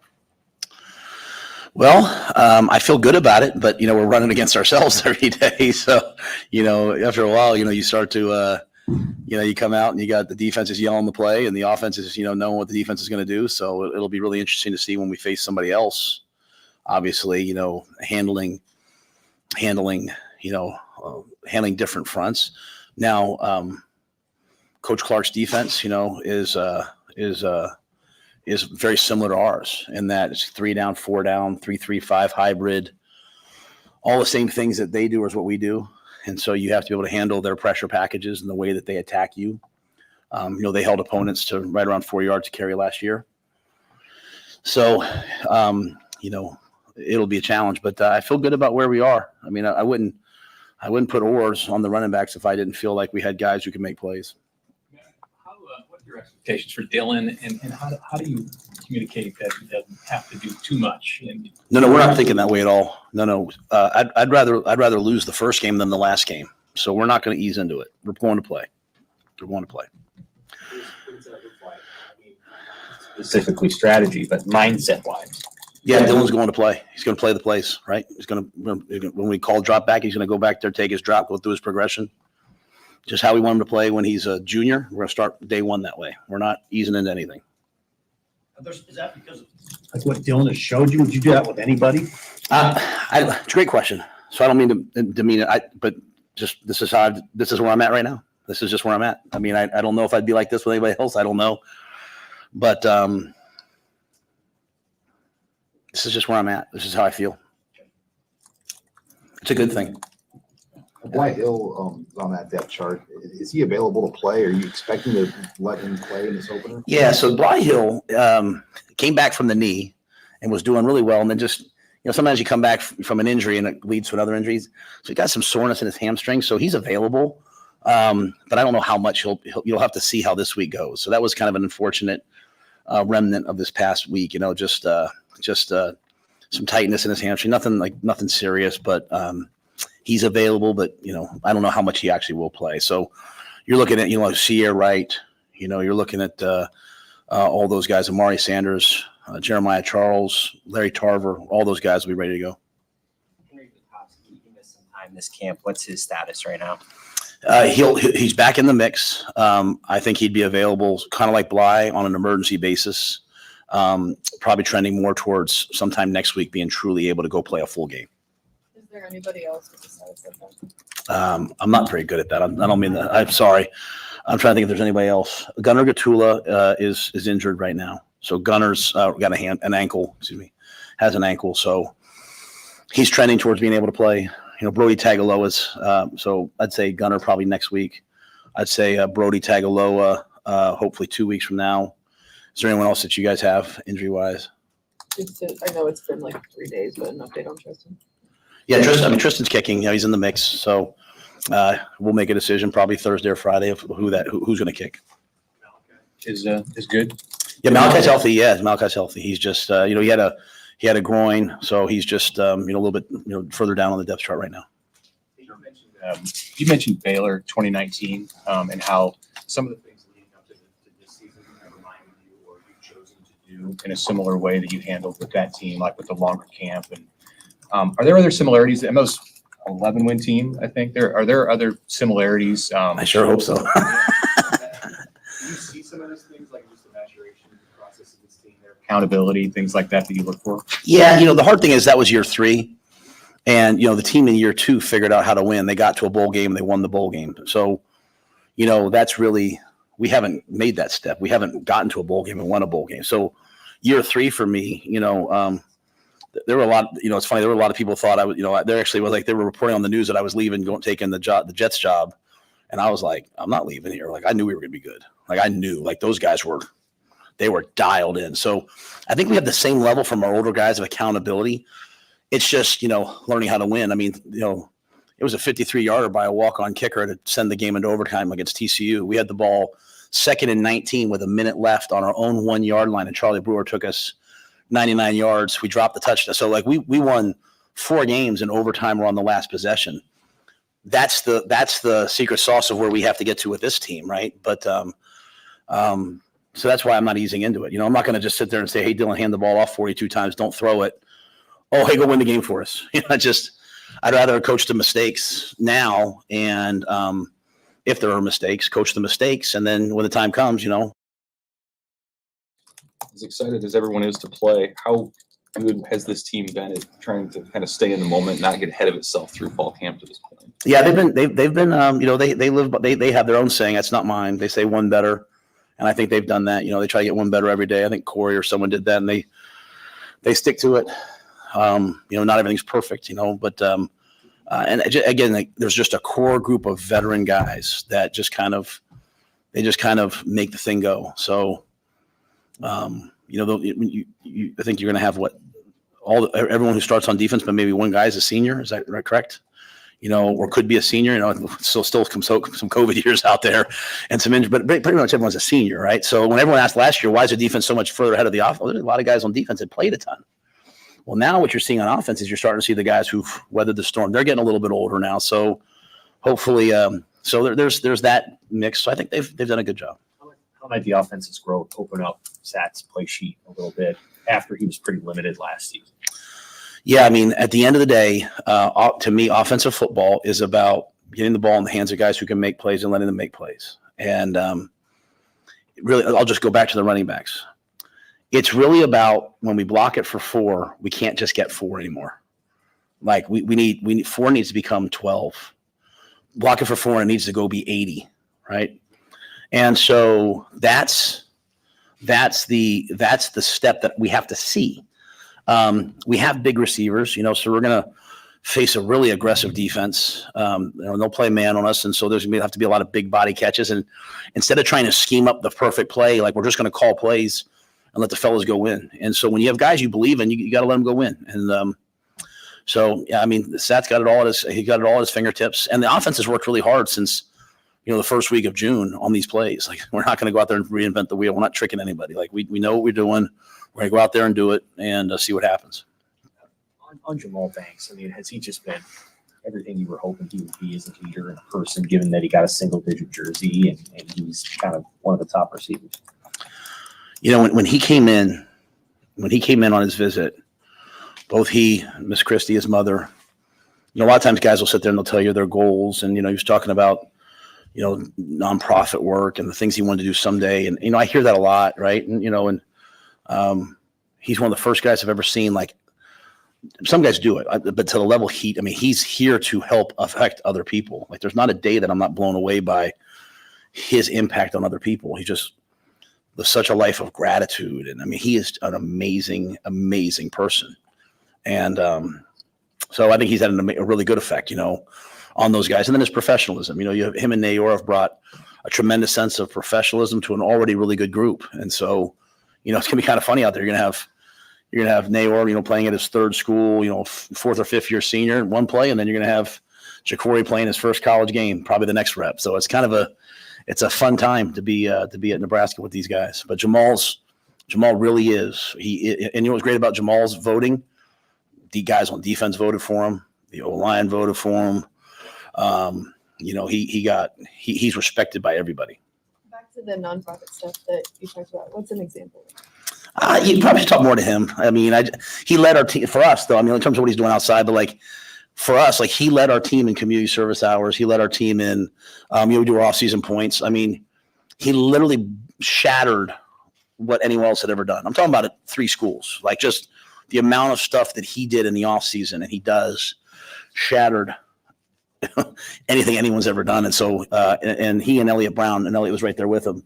And so it's just, I just hadn't seen somebody do that, right? Normally you come in and you're like, I'm a 1-year guy. Yeah, I'm gonna buy into the culture, but I want to put some good stuff on tape and get drafted. He came here to try to help change our culture and improve it, right? And because every year you change your culture and every year you redo your culture and improve it. And Jamal was like just the most amazing addition to that. And it's good when other transfer guys come in and maybe they're struggling with the things we ask of you, and they see him buying into it and having the success he's having and say, you know what, maybe I should try this. And so the impact of Jamal Banks will be here for a while. In the 8 months you've kind of been able to be around Dylan, how have you seen him just navigate the attention and kind of the fishbowl that kind of comes with being him coming here? Well, I think like anybody else, I mean, there's probably parts of it he likes, right? Like there's part, you like when kids have your jersey and you like when people come up to you and you like all that stuff. At the same time, I think he's done a good job so far of, always humbly working, to me, like he texted me every night last week, may I please be late to curfew? And he'd send he's still in the building. Right. And so he's, I come in this morning to get my little old man workout in, and I go in, there's music in the cardio room. I'm like, who's in here? And he's in there riding the bike this morning at 6 a.m. So he understands that, to get all that, you have to have work. And, and I remind him, like, this position, when you're the quarterback at the University of Nebraska, you better be ready to ride the highs and lows. And your life better not be about what other people think about you. You know what I mean? It better not be that. And I think, he and his family have instilled that in him. So, and he's a good teammate. He does what he can with the fellows to help get them ready as well. From a style of play standpoint, what can fans expect out of your team on Saturday? I think they're going to have to come and see it. I think they're going to have to come and watch. I don't want to give away too much, but I mean, we're going to kind of play the way we play. We like to run it and throw it. Not just run it, but we still want to run the football. I mean, the key tenets of football are what they're supposed to be. But I think the biggest thing for me is we want to play complementary football, right? We want to. We want to win the turnover battle. We want to be physical. We want to have a culture of execution where, and when I say execution, it's not jumping up and making the one-handed catch. That's the last phase of execution. We want to align and assign properly. We want to play, with great energy and dominant contact. And when the chance comes, we want to go make a play. So I think we have a lot of good players on our team. Right now we talk about a couple of them, right? Because some of them have not yet, established themselves out there. But there's going to be a lot of opportunities. And when you watch UTEP's offense, at least based upon Austin P, they test every facet of your defense, right? So they're going to play with great tempo. So you're gonna have to sub a lot of guys. They're going to attack you on the perimeter. So your cover guys have to be really physical. They're going to take shots down the field. They're going to run the quarterback. Their tailback, I want to make sure I say his name right, Javon Jack. I don't know if it's Jevon or Javon, but he's an excellent football player with elite contact balance, and he can make you miss. If you look at most games early in the year, games were won or lost in week 1 based upon tackling and based upon giving up big plays and missed assignments. You watched the games the other night, right? You watched the Georgia Tech game. They bad snap. Okay, they have the ball on the 39-yard line. They throw a tunnel screen out. They make that tackle, and it's a long kick. They missed that tackle. He's down at field goal range, and they win the game. So we're going to have to tackle really well. They brought over a lot of talent, a lot of skill, a lot of speed. So I think our fans will get a chance to see our defense tested in ways you don't get tested in the Big Ten. I mean, it's going to go from a bunch to 5-by-0 to double pass to trick play to tempo to inside zone. I mean, it's really a great offense. They averaged 34 points, 6 points or something like that a game last year. And while they run, they only averaged about 68 plays a game. Last year there's some game that they're going to go fast. So it'll be a challenge. It'll be a real challenge. It'll be good for our defense if we can handle it. It'll be good for our team to come out there practice, and every other play is a redo right now because we're just not handling the amount of things that you don't really see that when you go to a Big Ten game. So it's a wide open style that, is fun to watch. Hopefully not fun to play against. Ramir Stewart, was he hurt at the start of camp or just not on the one? I didn't bring him in. I didn't bring him in. Yeah, Derek's done a great job. Derek was a guy that we kept up last year. He's a legacy player. He's just a smart, heady, tough football player. He's dependable, does things right. So he's getting an opportunity right now to play on some special teams as well.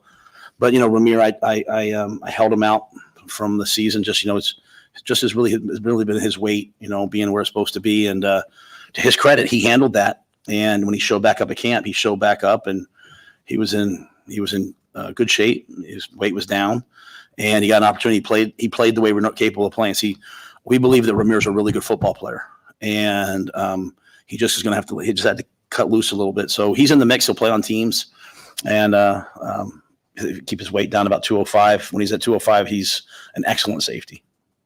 How beneficial will it be that your defense is so experienced, being the up-tempo style play that UTEP plays? Yeah, well, I mean, the benefit of it is probably that, our guys have a lot of those guys played Colorado last year, and it was 13-7, and all of a sudden that blew up to 36-13. And you realize how if you're playing a type of team that is going to play you with tempo and try to win on the perimeter and run tunnel screens, you go back to that game at Colorado, it was the tunnel screens that these guys run that can really hurt you. Jake, I know Coach Walden, it's his offense. Jake Brown is the OC. Jake was the OC last year at La Tech. They ran 2 middle screens that should have been touchdowns. One, Jamari made an amazing play, and one, they kind of got in their own way, but they had us dialed up. So, when you have older guys, you can warn them of things, and they don't take it as like, oh, coach doesn't believe in us. Oh, coach, don't worry. Like, you have to have humble confidence, right? Like, you prepare for everything. And so going back and watching the way Jake and them attacked us at La Tech, going back and watching the tempo of Colorado affect us in the game, late in the game, going back and watching Coach Walden play Alabama 2 years ago, watching them play Tennessee a year ago, watching all of their games last season, you can see the ways in which they've hurt people. And then veteran players should set out, lock their jaw to get ready for those things.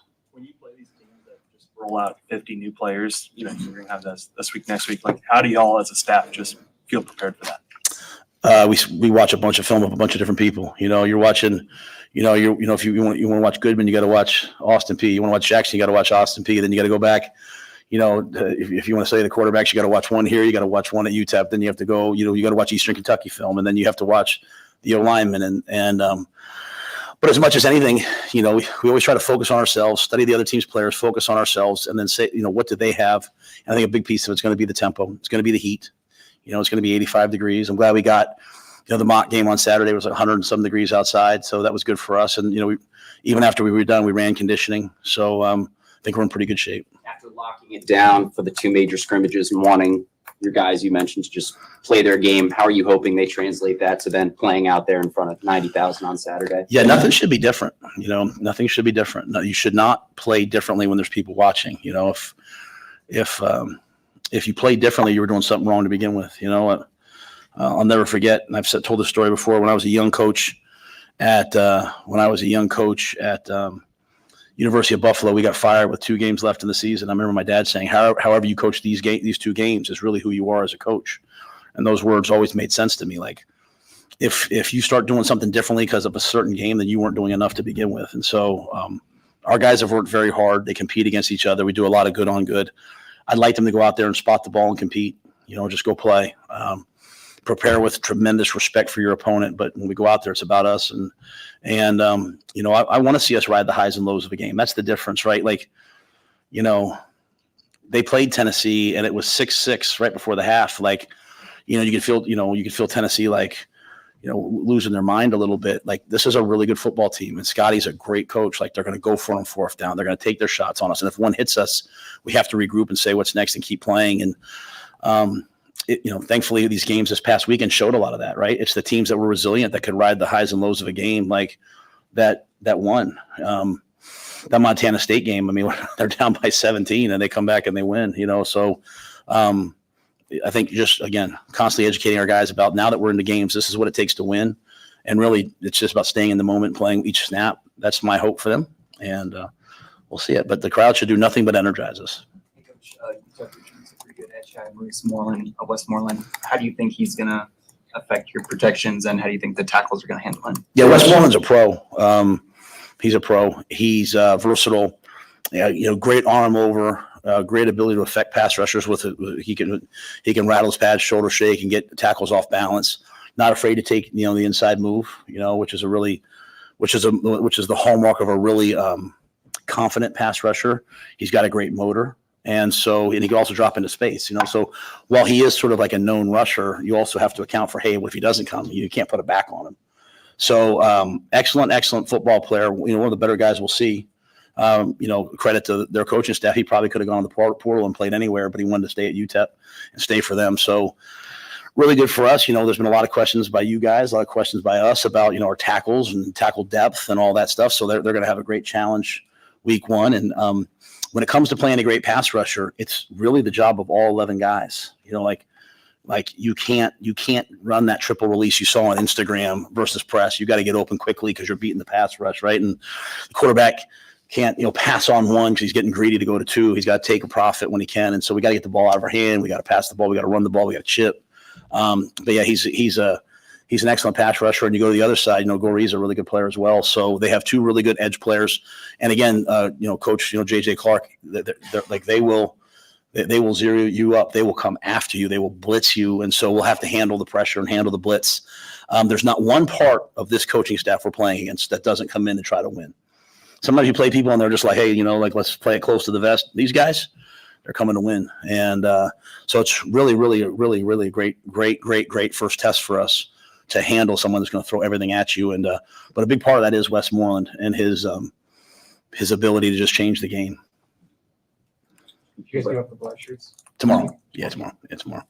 Today was like a walkthrough type day. So you guys have started on the road or away from home against Big Ten teams the last 4 years. What's the value of starting at home, not with a conference game right out of the chute? Yeah, well, for me, it's only been 1 year, right? So, but I know that experience last year. As I said, I thought I failed the team last year when we went to Minnesota preparing for the crowd noise. I didn't think I did a good enough job. And so we certainly, if you're in the chemistry lab or something, I'm sure you've heard the crowd noise pretty much every day at some point because we're preparing for when that time comes. But I'm really excited to be at home, right? And that's why, even when you're at home and you get off the bus, right, and there's all your family and friends and fans, you do that walk in. To me, I think it's like a 4-minute walk. It takes 4 minutes for us.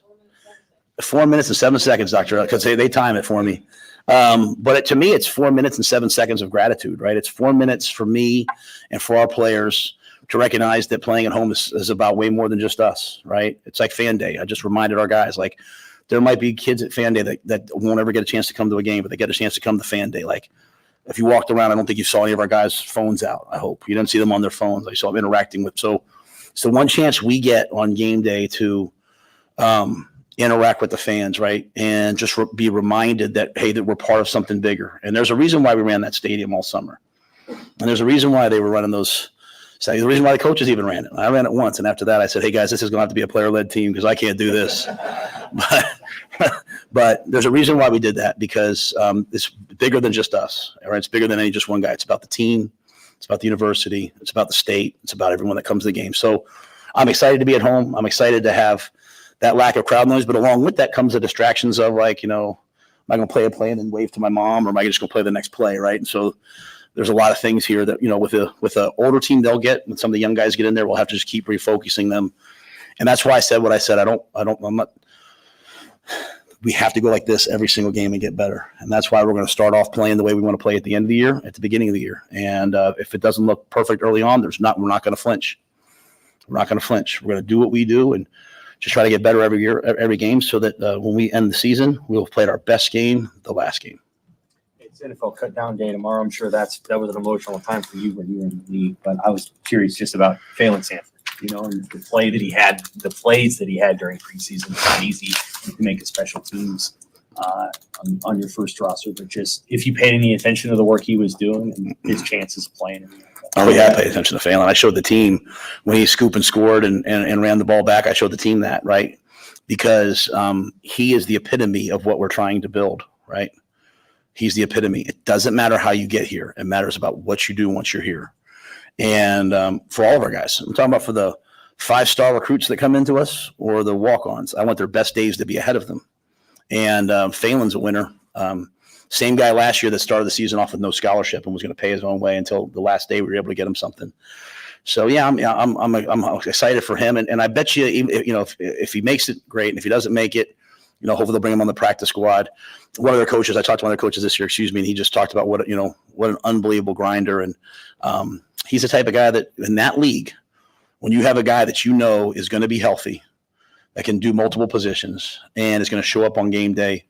They always have a chance. And so if our team can see Phelan having success, again, his legacy lives on where they're like, hey, I need to do this, this, and this. So whether it's Omar or Quentin or Phelan, I'll be obviously watching all those guys. And we got a bunch of pros on this team. So hopefully they have a great year and help themselves next year. Hey, Coach, last week you called out the backups. They're the second unit. They're playing like backups. Have you seen them respond to that?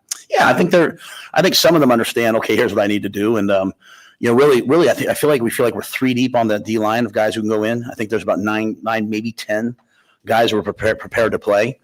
In fairness, I think, there's probably 4 linebackers and 3 jacks we'd put in the game right now, maybe 5.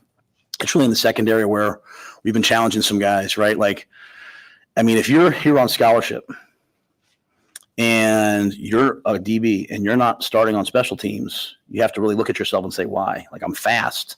I'm explosive. And so I've seen some of those guys. I think they've improved this week. We've really challenged them. And, our season will go based upon our depth. And so we should have good depth. We have to just keep coaching it. Hey, on coaching assignments, who will be in the box for you guys this year? Yeah, we're still kind of working through a little bit of that. And I only say that to say because, the iPads, as we've done it, every time we do it, we love it. And we do it every day at practice. We have it every day at practice too. So there's still some stuff remaining to be seen, but Marcus will definitely be in the box. And I think Garrett will probably be with him. Coach Mosey being with Garrett with the wideouts has allowed us to put Coach Mosey down, Jamar down, and G up.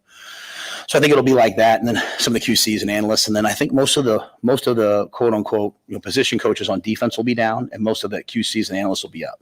So because we have the ability right after the drive now to go look at an iPad, we don't need maybe quite as much experienced guys, at least on defense up top. We want more guys down on the field. And again, versus this tempo offense, managing the substitutions is going to be a big deal. So I think it'll be, Tony will be down, Sad will be up, Ed and Josh will both be down, but mainly analysts on defense. And then Garrett will go up with Sat and probably Aaron Cooling. So is it your film people that cut that up and get it to the iPads, or how do you get the? It's an independent company on game day. It's an independent company that runs it through DV Sport, and so that both sides get it. So there's an independent company that shuts off the headset mic at 15 seconds when the ball snapped. So there's never any gamesmanship. And there's an independent, we're getting a different feed. So it's not even our cameras. It's a separate camera that's getting us the video. So in the box, the video is real time. Play hits, it's wired in. They get that play right away. On the sidelines, it goes to like a cart. And then when you're over, you go to offense. The offense sits down. They bring over the 8 iPads. You have a total of 18 iPads that you can use between up and downstairs, 23 headsets. So wish you luck, guys. Dear God, so much technology. It really gives you a perspective on how big a college football, like a Power 5, that's a big operation, man. All the iPads and technology and the telling people where to go and cameras, and I mean it's nonsense. You better hope that everybody knows their job and everybody knows what they're doing on that first game. Nothing, and that's their whole thing. They don't want anything to be a surprise. So I imagine somewhere along the way somebody's going to have some, just a surprise. Well, that has never happened before. Cracks. Oh my God, it's a 2-minute warning that we're calling a 2-minute break for some weird reason. Yeah, are you calling a timeout around the 2-minute warning because you forgot? Crap! Yeah. Wasted one on that. Mm-hmm. So that's good stuff from Rhule. Big Rhule overreaction for the very first time in 2024. A lot to get to there. Some comments on the depth chart, but mainly the big takeaway, which was we're going, baby. We're going for it. Whatever that means. I like that. Next on 1620 The Zone.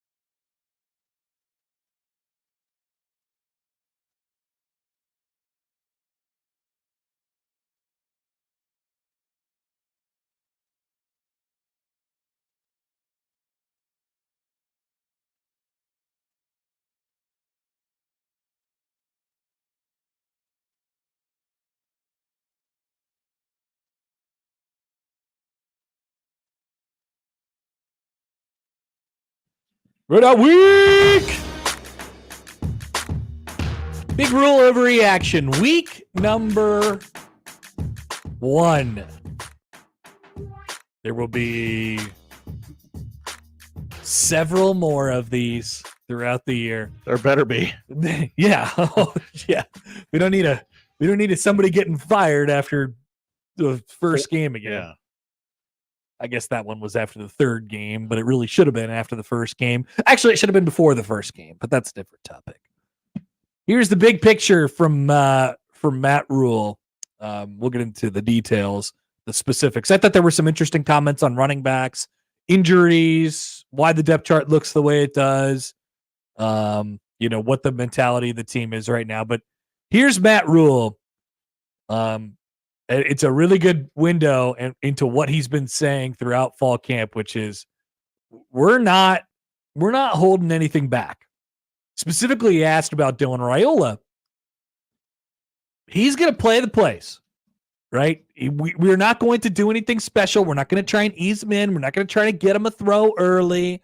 Like, he's going to be, we expect him, and I think the thought process is by the time he's a junior, he's going to be expected to have to dig us out of some crap, some holes. So we're not going to ease him. We're not going to make it easy for him. We're not going to get his confidence, like artificially manipulate his confidence to start things off. It's a common thing that you hear in coaching circles a lot. Like, we're going to get him some easy throws right out of the gate. Not going to ease into it with Dylan. He's going to play the plays. And in fact, he said, we're not going to ease into anything. He says, and then he was asked by Sipple. Wearing an orange shirt. Oh, was he? I couldn't see anybody. What color was Rhule's shirt, by the way? Black. Nice. Black. No hat. Black shirts. Tomorrow. Coming out tomorrow. All right, so the whole single-digit number thing, by the way, has really put a damper on the whole black shirt deal. You kind of know. I've got a hunch. Yeah, you kind of have a good idea, don't you? So he was asked by Stephen M. wearing an orange shirt, according to Josh. I cannot confirm this. Orange polo shirt. Might have been salmon and the color was off. Okay. Simple's got he's got some updated fits these days. It was a bold shirt choice. Are you why do you feel this way about Dylan? Would you not be easing into it with everybody else? Like if Heine was, this is subtext. If Heine was the quarterback, would you be not easing into it with him? And Rhule said, I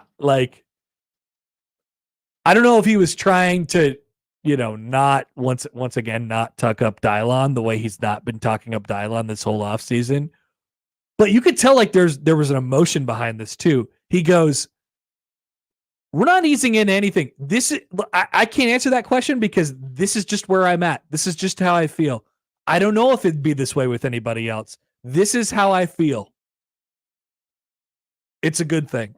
Like, he's really dead set on we're not going to take it easy. It's just coach speak, I guess. Trust the process. But you could do the whole, it's the first game of the season and blah, blah, blah, blah, blah. And we have a freshman quarterback and we're going to try and make it easier for him. And we're going to manipulate these situations where he feels, we're going to get him a nice touchdown pass early on and get his career boosted up that way. I think it's emblematic of the way they want him to play quarterback. Like I said, in a couple of years, he's going to have to dig him out of some crap.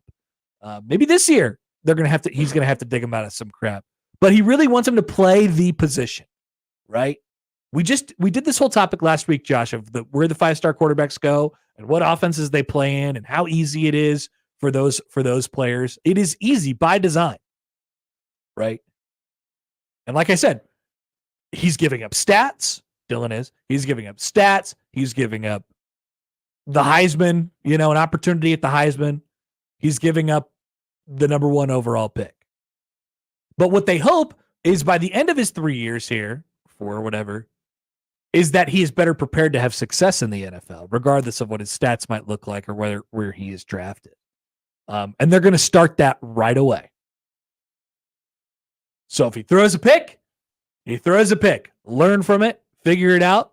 Go from there. We're not going to artificially manipulate these situations where he can't throw a pick on the first play. I think there's something in there. I think that's really interesting. Don't throw a pick on the first play. Please don't. Yes, please. But would not advise. The discourse cannot handle it. Would not advise. Hey, Matt, why did you have 4 running backs listed as your number 1 running back? Interesting question. No, they're all going to play. He says, I think we're going to play them all. We have different roles for all of them. But he said out loud, finally, what I've kind of been expecting all throughout this camp is, and I can't really recall a time where this has really worked out that well, because this has been the approach a few times at Nebraska, especially over the last few years and with the dearth of good Nebraska running backs. They're just going to put 4 guys out there and hope one of them is good. That's kind of the idea. He said, I thought we'd have it a little bit more dialed in by now. He also mentioned the Big Ten play was 4 weeks away. They're going to make some decisions down the line. I think we've heard that before from some other coaches at Nebraska, and they never really find an answer, because coaches love options. They love not being They love not being handcuffed. They're truly. Oh yeah, yeah. I know it sounds funny that way. Get your mind out of the gutter, Josh. But like, No, you're the coach. Do what you want. yeah, coaches love having options, and it's good to hear Rhule say that they're looking to kind of pare this down a little bit. But I don't know. We'll see what happens because clearly nobody has stood out in camp. Like if they're doing four guys as oars at the number one running back, nobody's won the job. Definitely. Right. So what, I don't know. Maybe they're clearly just hoping and praying that somebody stands out in the first 4 weeks of the season here. Make a decision. So we'll see how that goes for them. No guarantees. Good luck. Good luck. Yeah, indeed. Good luck. On kicker, the other position with oars, Tristan is kicking now. And they'll make decisions on that on Friday. I would still expect John Hull. A lot of conversation about Jamal Banks and how great of a guy he is. What a great guy.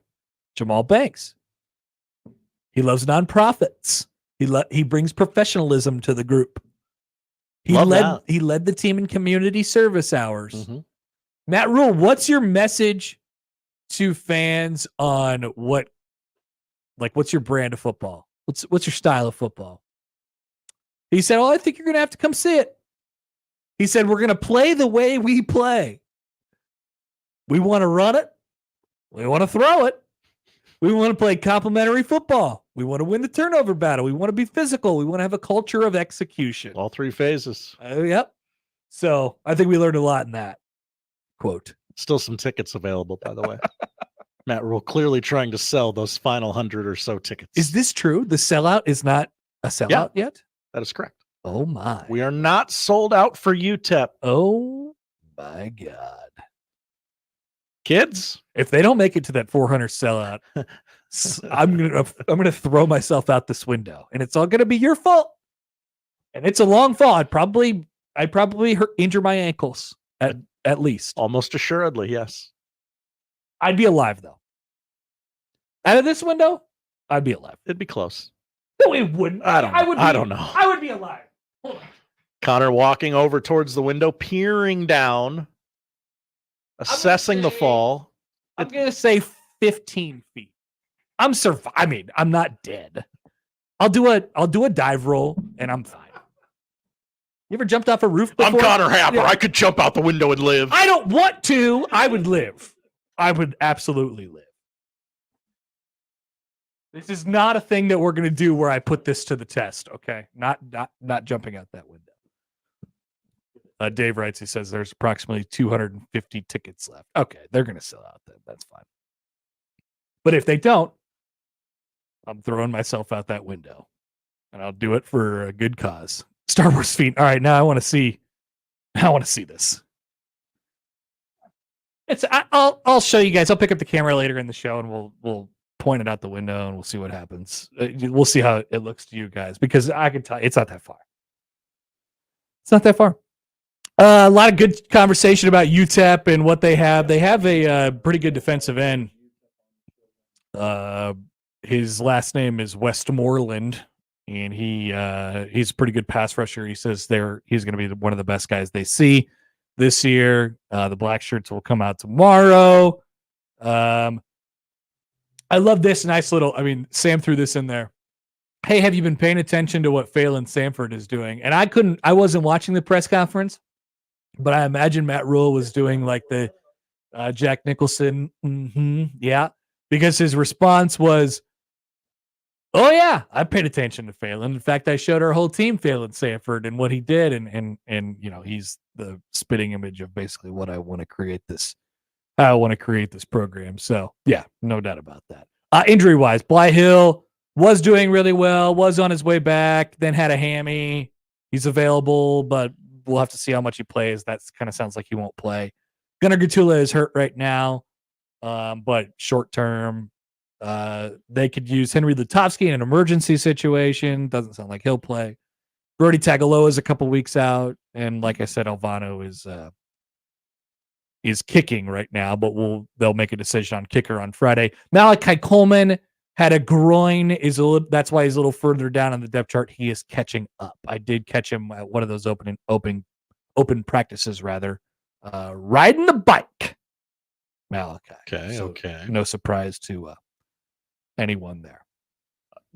Did you like what he said about Dylon, our baby boy Dylon? Which part? Coach, may I be late to curfew? And he shows a picture of him in the facility working. Wasn't that Banks? And then Rhule came in for his old man workout. Wasn't he talking about Banks? I thought he was talking about Dylan. That was right after his whole thing where he was talking about Banks. Oh. Well, Dylan could have been. Dylan should be that guy. It could have been. That was right around the time I was trying to hook up my Bally's to watch this game and be disappointed by it. Looks like Bobby got a walk. He's on first. He loves being on base. He does. He's on base a lot. I believe he has an 11-game hitting streak Hello. right now. All right. That's big Rhule overreaction. We'll go bigger picture when we come back. We also want to start predictions week with a banger. How many one-score games will Nebraska play in, and how many will they win? We're also expecting an appearance, a real-life appearance, an in-person appearance from Mr. Mike J. Schaefer on the show as well, coming up in just a little while. Will he bring his deck of cards? Great question. Great. We probably have some things to discuss, okay. but we don't have to do the deck of cards game today. But you never know. He's always prepared. All right, back after this on 1620 The Zone. But first, you've heard us talk a lot about the FanDuel Sportsbook, which is, of course, America's #1 sportsbook. Right now, we got something a little different for you. Now through September 22nd, all FanDuel customers can bet $5 and get a 3-week free trial of NFL Sunday Ticket from YouTube and YouTube TV. I got my fantasy draft coming up this week, and man, wouldn't it be great if I could quad box all my fantasy guys on NFL Sunday Ticket from YouTube and YouTube TV and the FanDuel Sportsbook. I think I'm going to do that. With the YouTube TV base plan, you'll be able to watch every regular season Sunday afternoon at a market game. All you need is a Google account and a current form of payment. You can cancel anytime. Head to FanDuel.com/Happer. Get in on this sweet deal. Once again, now through September 22nd. FanDuel.com/Happer and download America's #1 sportsbook. 21 and over, present in Iowa. Full price of NFL Sunday Ticket will be automatically charged seasonally after free trial. No refunds, terms, restrictions, and embargoes apply. Gambling problem? Call 1-800-BETS-OFF.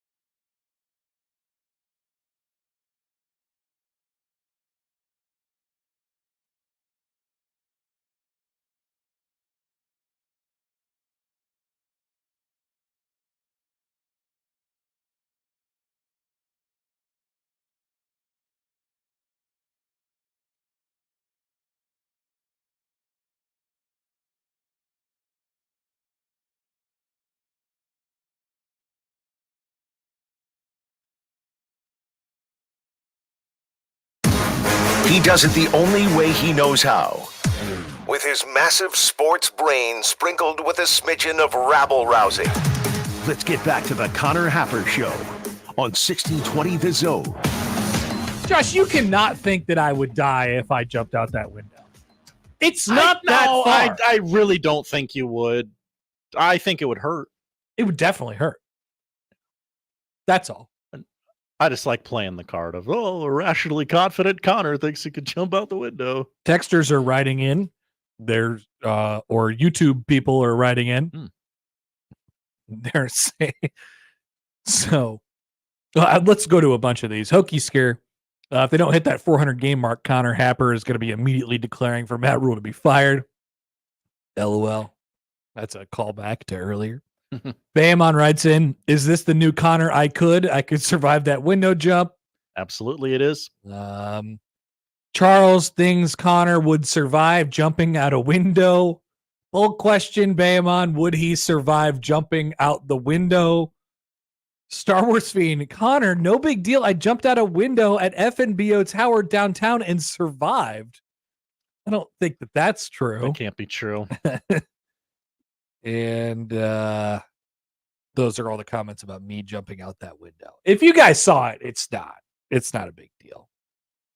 We're at 50th and Dodge, like it corner window. I always wondered before I worked here, driving by, knowing you guys, I always wondered which window was the 1620 The Zone window. It's not any of the normal windows. No, it's not the windows you'd think. It's not the gigantic windows that overlook Dodge Street, although that would be sick. That would be great. And it's not the gigantic set of windows that overlook like our parking lot in still Dodge Street. No. It is the tiniest tinted window that is on the west side of the building. Are those other rooms full throughout the day? No, they're not. Not usually, Josh. No. Usually pretty empty, yet here we are in the small studio with no natural light. I got to say, I did feel like an FM DJ for during that Matt Rhule press conference, though.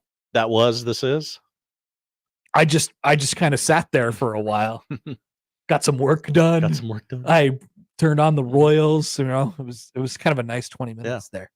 Thank you, Coach Rhule. Living the life of an FM DJ. Charles writes in, would you call those tiny baby boy windows? They're tiny baby boy windows, tiny baby windows? Mm-hmm. Definitely. Absolutely. Yeah. Eric writes in, if you survive the jump, the heat will kill you. Josh, yesterday I mowed my lawn. And wow, why'd you do that? Well, that was dumb. I mean, I'm sure you had to, but I failed to do it on Saturday and Friday. That's why. I did it Friday night. I knew it was going to have to be one of those days, and then I paid for it dearly on Sunday. Paid for it dearly. Just stifling. It was not good. Oppressive. It was not good. And I'm still waiting for them to absolutely destroy my backyard because the utilities people. Oh, that's right. Yeah. Dude, we'll have more on that potentially later in the show. Stacy writes in, hi, Stacy. Back in my day, we were one of the big windows on Dodge. Well, what's old time is new again. It sounds, we could go back. What's stopping us? People love a throwback. People do love throwback. We could do a little throwback, a little old school, retro, all this. Retro move 1620 The Zone back to gigantic windows overlooking Dodge Street. For the 25th anniversary of celebrating 1620 The Zone, back to the studio. It's intriguing. There's also another studio which we would like to take their frequency. They also have more windows. Yes. There's even less people in there on a daily basis. Is the window in ZOT 1180 Zone 2? Yeah, it's quite possibly bigger than this one. Yeah. Okay. Yes, that's all. There's definitely a lot of people that go in there, though. Well, yeah, Jim Rome does a show on Twitter in there every day. Indeed. Josh, would you like to talk about Deion Sanders? I would love to talk about Deion Sanders. What do you think about Deion Sanders? Charmin soft. His latest shenanigans. Banning a reporter from asking questions. I'd like to say this first. So the reporter in question has come into focus.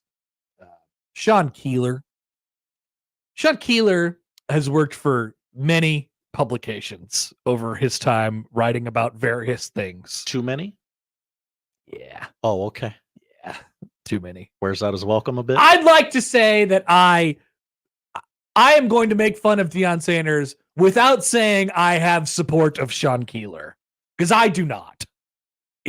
As a general, okay. I don't necessarily. I'm not a huge fan of his work. That's what I'll say. All right. But should he be barred from asking questions?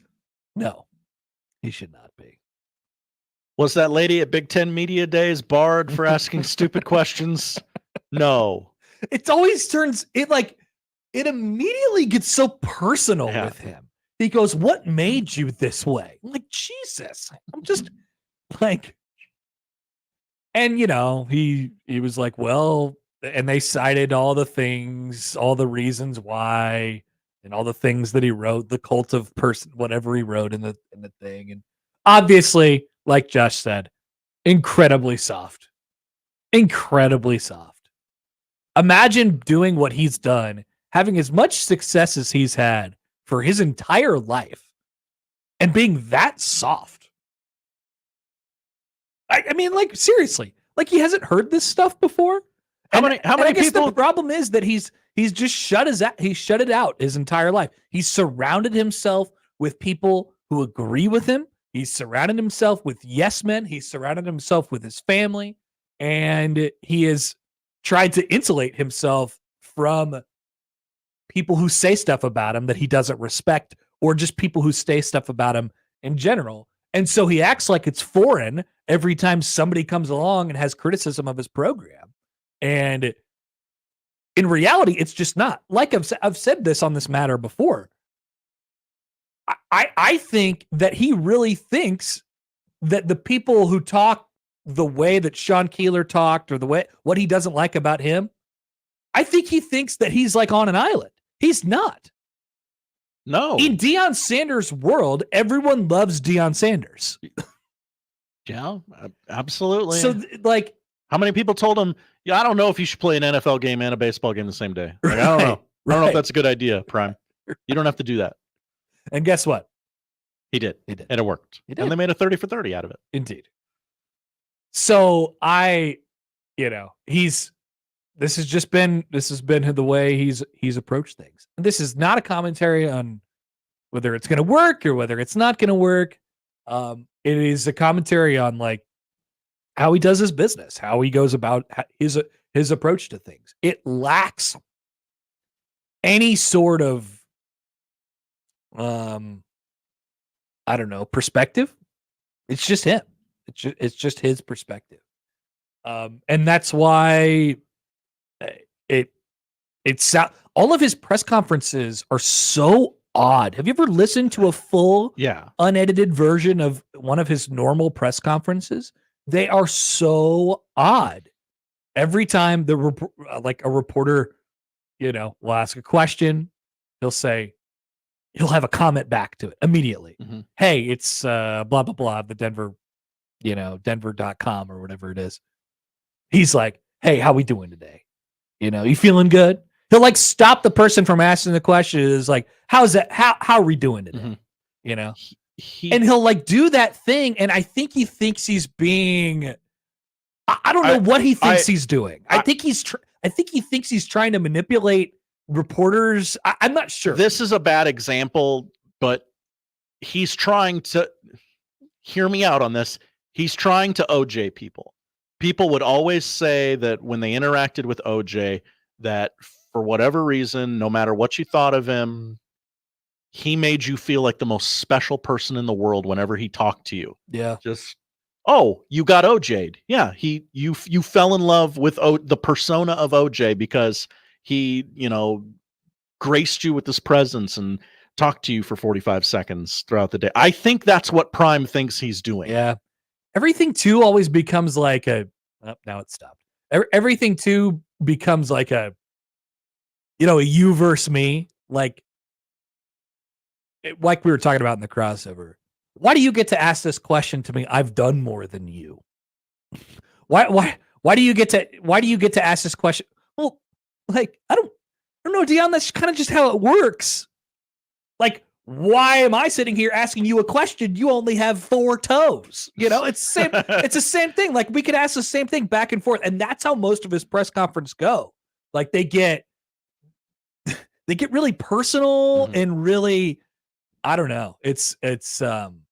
They are odd. It is odd. And so does it surprise me that we have devolved into this conversation? No, I actually figured that it would happen quite a bit earlier. And he's actually put a lot of people in that room who, because of, there used to be nobody, to Colorado's fans' points, there used to be nobody in that room. Now there's people in that room. But the people that have shown up now in that room are all there because of him. And so what are they going to do? They're going to ask questions that make him look good. They're going to ask questions, hey, coach, why do what makes you think that you can get this program back to the national level where you belong? Whatever the example of that might be. They all sound like that. It's so odd. If you guys good stuff about him, I'll get the Coach Prime interview. Colorado fans always think that they always see them comment about how the Nebraska media is like in the bag for Nebraska. Do you guys hear your own press conferences? Do you guys hear the old Colorado media? Like, Deion Sanders literally won't allow anybody into the press conference who asks him interrogating questions, critical questions about the program. So I don't know, man. Like I said, it's Prime Island out there. It is Prime Island. Nothing else. It's well exemplified in Colorado fans. They look around and they're like, yeah, look at all these players that we got. We are good. Do people have questions about this? Do people not think that we're going to be good for some reason? Yeah, people do. There's a whole world out there. Let's take a phone call here on the 42 Degrees Source Hotline. We take a call from Brian now. Hey, Brian, what's going on? How many people remember this? But remember what he did to Tim McCarver? No, I don't. What, Josh? Do you remember what he did to Tim McCarver? What did he do to Tim McCarver? Oh yeah, I remember there was some unpleasantness. When he was playing, Tim McCarver criticized him, and when they won, he was with the Braves, I believe. Yeah, he threw ice water in the locker room on Tim McCarver like 3 times. Never apologized, and I'm like, ever since then, I'm like, he's not a good person. He claims to be sorry for I don't know what else to call it. But he's all, Christian-like, and then he does this stuff, and he does the stuff at Colorado. I'm like, I don't know, he's fake or two-faced, however you want to put it. I don't know, Brian. Thanks for the call, Brian. I appreciate that. And that's good context. It's a good thing to throw in here. Like, I don't know that he's a bad person. I actually don't. I think that he feels like he has to do these things because, like I said earlier, he has become the flag bearer, the torch carrier for people who are mean to the media. Right? Like, we hear all these people all the time. Always turns into that. The media asks these crooked questions, and finally there's a guy in Coach Prime who will call them out on it. Thank God for him. He has now become this torchbearer. Like, I think he likes being the ringleader of something, right? He kind of is in this case. And because you know what happens every time he has a spat with a reporter, or when he throws water on Tim McCarver or whatever, people will be like, yeah, serves that guy right. He's the media. They were mean to him. There's just something in there. It just, I actually don't think he's a bad guy. I don't. I just think everything he does is an act. I just don't know who he is. Yeah. It felt a lot more genuine at Jackson State, didn't it? Like, and now I don't know. I wasn't paying attention. I wasn't really paying attention. And now that we're here, like, and there's a little bit of adversity, it seems like he's not handling it well. Another phone call here from Joe on the 42 Degrees of Source hotline. Hey, Joe. Joe, you with us still? 3-2-1 gone. All right. It's probably our phone, to be honest with you. If we're being completely honest. Theo writes in. Hi, Theo. Worst case scenario equals Buffs lose to NDSU and defeat the Huskers. That is indeed the worst case scenario. Yeah, that would be is the actually disaster. my worst nightmare. I might throw myself out the window, the 15-foot drop window. You're offering to do that a lot lately. I'm just saying, I can't handle that. I would be really mean to Josh at a press conference. Oh, wow. If that happened. I got invited to a press conference. Great. At the press conference of our show or something like that. Are we ready for my bold Colorado prediction? Yes, this is a good spot for it. Josh Odson. Okay. Oh, I'm excited for this. Believe. This is not an act. I believe this. Coach Deion Sanders, a.k.a. Coach Prime, and Shedeur Sanders do not finish the year at Colorado.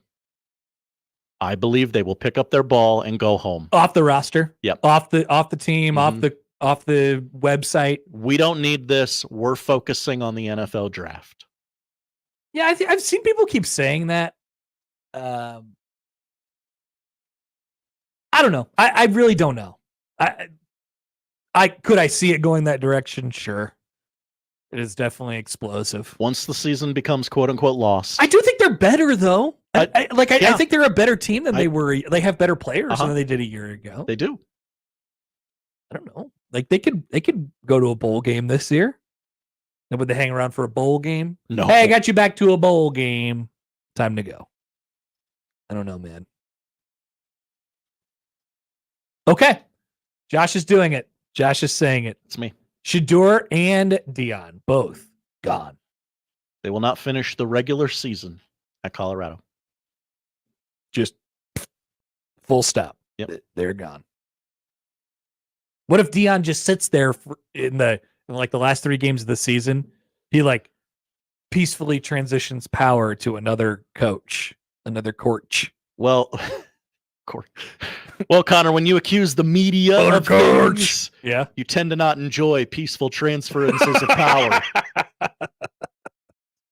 If you've watched the news. Good text from Pedro. Hi, Pedro. Hi, guys. Why don't you ask Coach Rhule why he has 10 toes? Why has he not sacrificed enough for football?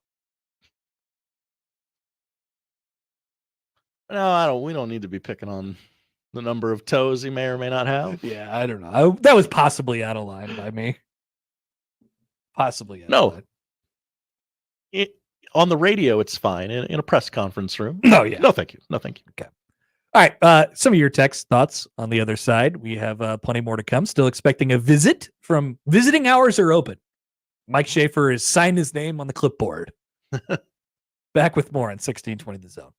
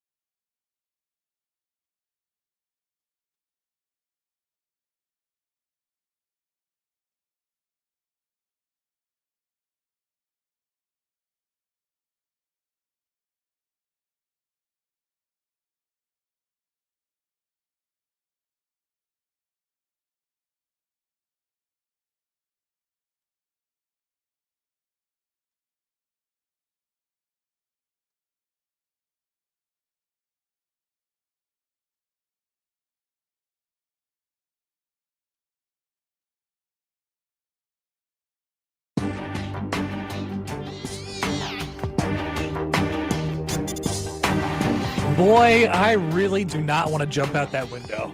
Don't. I was looking over there. You look straight down, it really gives you perspective. Oh, okay. I think there's like a little rock bed down there too, so it's not. It's not a great landing zone, that's for sure. There's we'd a have to shut large down AC unit, I'm sure. We'd have to shut down the yoga studio to make sure nobody got hit by falling Connor Happer. Yeah. It wouldn't be a good look. So I would say Colorado needs to not beat Nebraska. That's the main part. And you need to sell out the first 4 games. Sound easy enough? On paper, yeah. Josh, people are asking follow-ups on your bold proclamation. Okay. Here is Alex. What about Shiloh? What happens to Shiloh? Well, someone has to film the videos still. And Shiloh doesn't have the leverage to just leave. Okay. Omaha. Wow, the whole city says they're not leaving, especially if they beat Nebraska. Wrong form of there, Omaha. They. Invalid comment. They, comma, R-E. I'm terrified of that happening. Chris. Hi, Chris. Says he'd love to make that bet with you, Josh.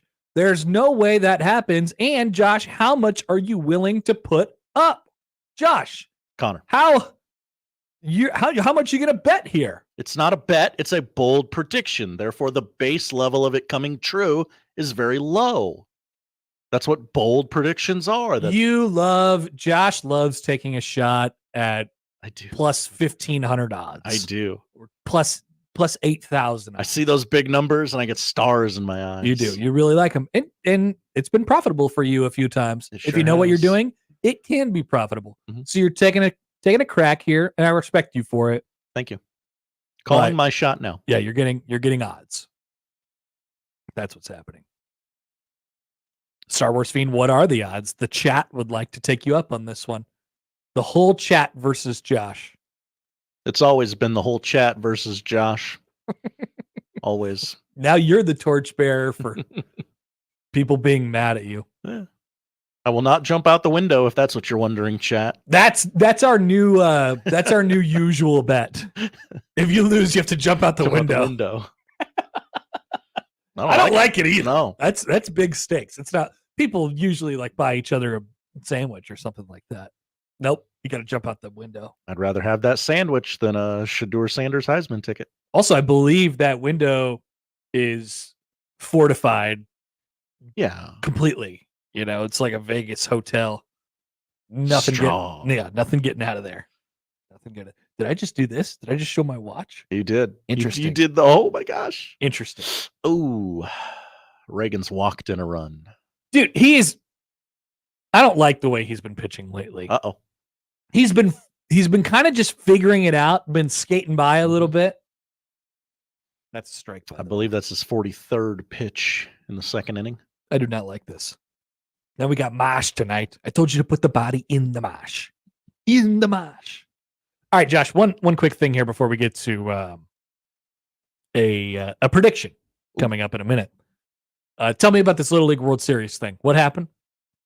Did we win? Did America win? America won. Connor, let me take you back. They play 6 innings in the Little League. Let me base level there. 6 inning in the Little League. Florida trailing Chinese Taipei 1-0. Bottom of the 6th. 2 outs.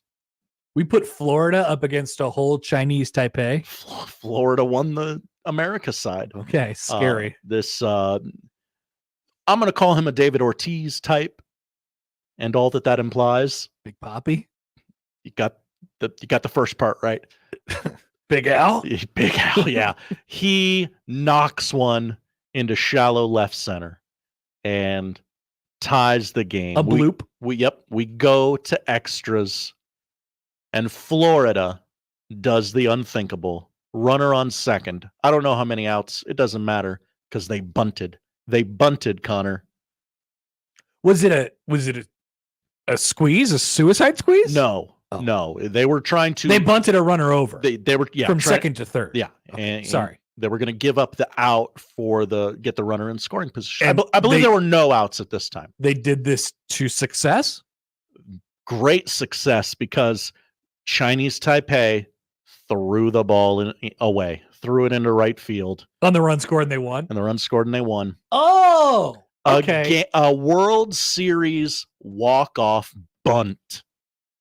First of all, thank you for bringing this to my attention. Mm-hmm.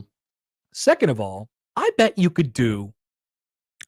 could be the coach of a little league team and have them only bunt and see if the little babies could pick it up and throw it to first enough before I scored like 6 runs.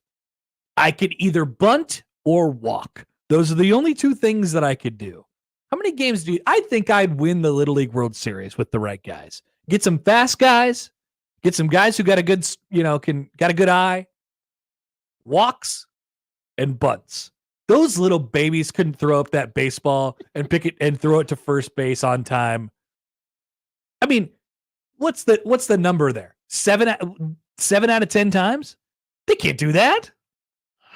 Boy, it's going to first like 4 out of 10 times. Boy, the Chinese Taipei team looked very confused by fielding the bunt. I believe the first baseman ran to the ball that was bunted on the first base side. They don't know what they're doing. I can't immediately dismiss this. Forgive me for this stereotype, but like the Asian teams are always really good at defense. They're like really fundamentally strong. That's always true too. So if they can't even do it, forget it. I'm a champion. Connor Happer, I could win the Little League World Series. I would absolutely. And then they get me mic'd up, and they'd be like, "Uh-oh." That's where you would fall short. I would not be. You can't be saying those things. You're mic'd up. I would not be an international icon for the things that I said to my baby pitcher while he was throwing balls. This doesn't work if you don't throw strikes, you baby idiot. So there's these really awkward situations that they get into because these kids, they're hurling and they get hurt. They get tweak their neck, tweak their shoulder. Ouchie. And I can tell the coach comes out there and he wants to ask, can you go? It's the Little League World Series championship. It's the American championship. Can you go? Yeah, but they can't say that. Can't say that. So every single coach, when the pitcher is like pointing to a part of his body, they go, "Sorry, man, we got to pull you out. It's for your own good." No, they don't even do that, Connor. They go, "It's up to you."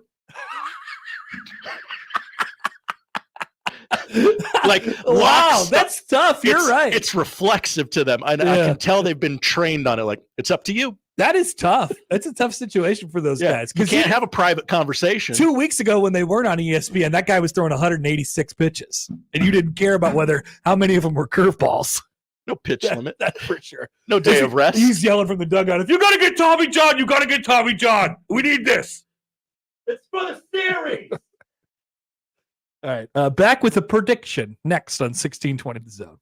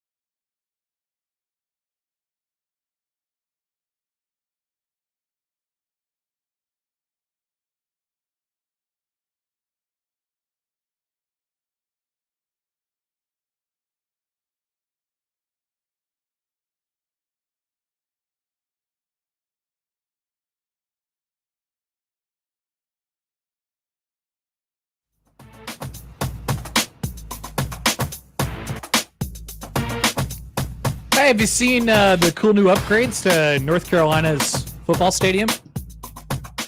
No, what did Mac Brown and them boys do? Yeah, Keenan Memorial Stadium got some new suites this year.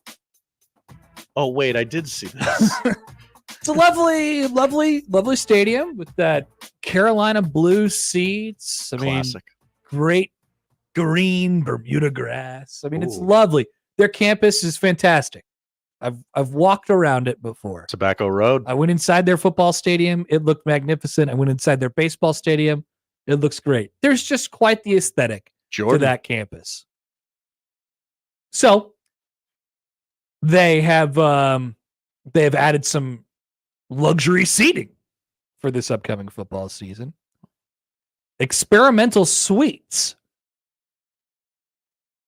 So in section 131, and then another section on the home sideline, on the press box sideline, instead of rows of chairs, like is the case throughout the rest of the entire stadium, they are building a deck structure on a scaffolding with another deck structure behind it and a canopy over the top of it, and like 8 chairs on there each, and they're calling them suites. And I couldn't be more excited for this.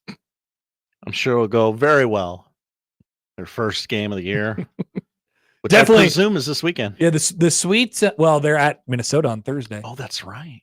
So this definitely has great structural integrity, and the people who occupy these suites will almost certainly not be rowdy at all, jumping around, things of that nature. I don't know who their first home game is against. Charlotte. I was going to say North Carolina A&T. I was close. So yeah, good luck to the suite holders of those beautiful, beautiful new suites this year. Yeah, they cannot be drunk in those seats. I wouldn't want to be. It'd be like me jumping out of this window. Because a little scary. If that structure collapses, I believe it will slide forward towards the field. Well, yeah, the whole section's getting wiped out. Yeah. People are dying. So just hopefully that doesn't happen. That's all. Kenneth writes in, not very sweet if you ask me. Touche. Nice, Kenneth. Thank you. Thank you for that comment. Good wordplay. Also, people are angry about me, various parts of my Little League World Series conversation that we just had. Yeah, they don't think you can do this. Yeah, I stand by it, though. Also, a lot of people defending the defensive fundamentals shown by both Little League World Series teams. They said it was actually quite impressive. So I'm just saying, you need the guy to make that throw 10 out of 10 times. I need him to make it 7 out of 10 times, and I win. It's a numbers game. It's like Greg McDermott talking about 3s versus 2s. Right. It's the same thing.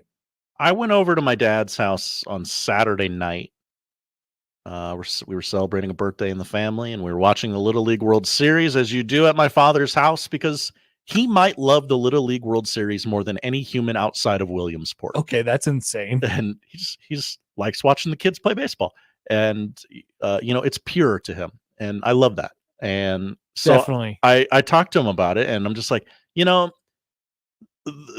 level of play is really elevated the last few years. You don't see those fielding errors that you normally see. And then Saturday night, the back end of the U.S. Championship game between Florida and Texas, where I was rooting for Big Meteor, got super sloppy. Just everybody throwing the ball away. And I'm like, oh, guess I jinxed both of those teams. Okay, one more gripe with the Little League World Series. Okay. The kids are 12 and 13, right? Allegedly. I believe they're 12. Well, not Danny Almonte, who was old enough to rent a car. Yeah. That was a different time, which, by the way, that was awesome. That guy struck out everybody. I would love to see one 18-year-old gassing people up, throwing from 48 feet. That would be sick. I would watch. Every team should get an 18-year-old. That's one. You get one. Yeah, one 18-year-old. Same pitching restrictions, requirements. Yep, indeed. Damn it, now I forgot what I was gonna say. Something about defense in the Little League World Series. Oh, so these kids are 12 or 13 years old, right? I was on a team once that would have, like, if we advanced 7 more times, would have qualified for this. It was an all-star team made up of the people for my in-house like baseball league, whatever. Yeah.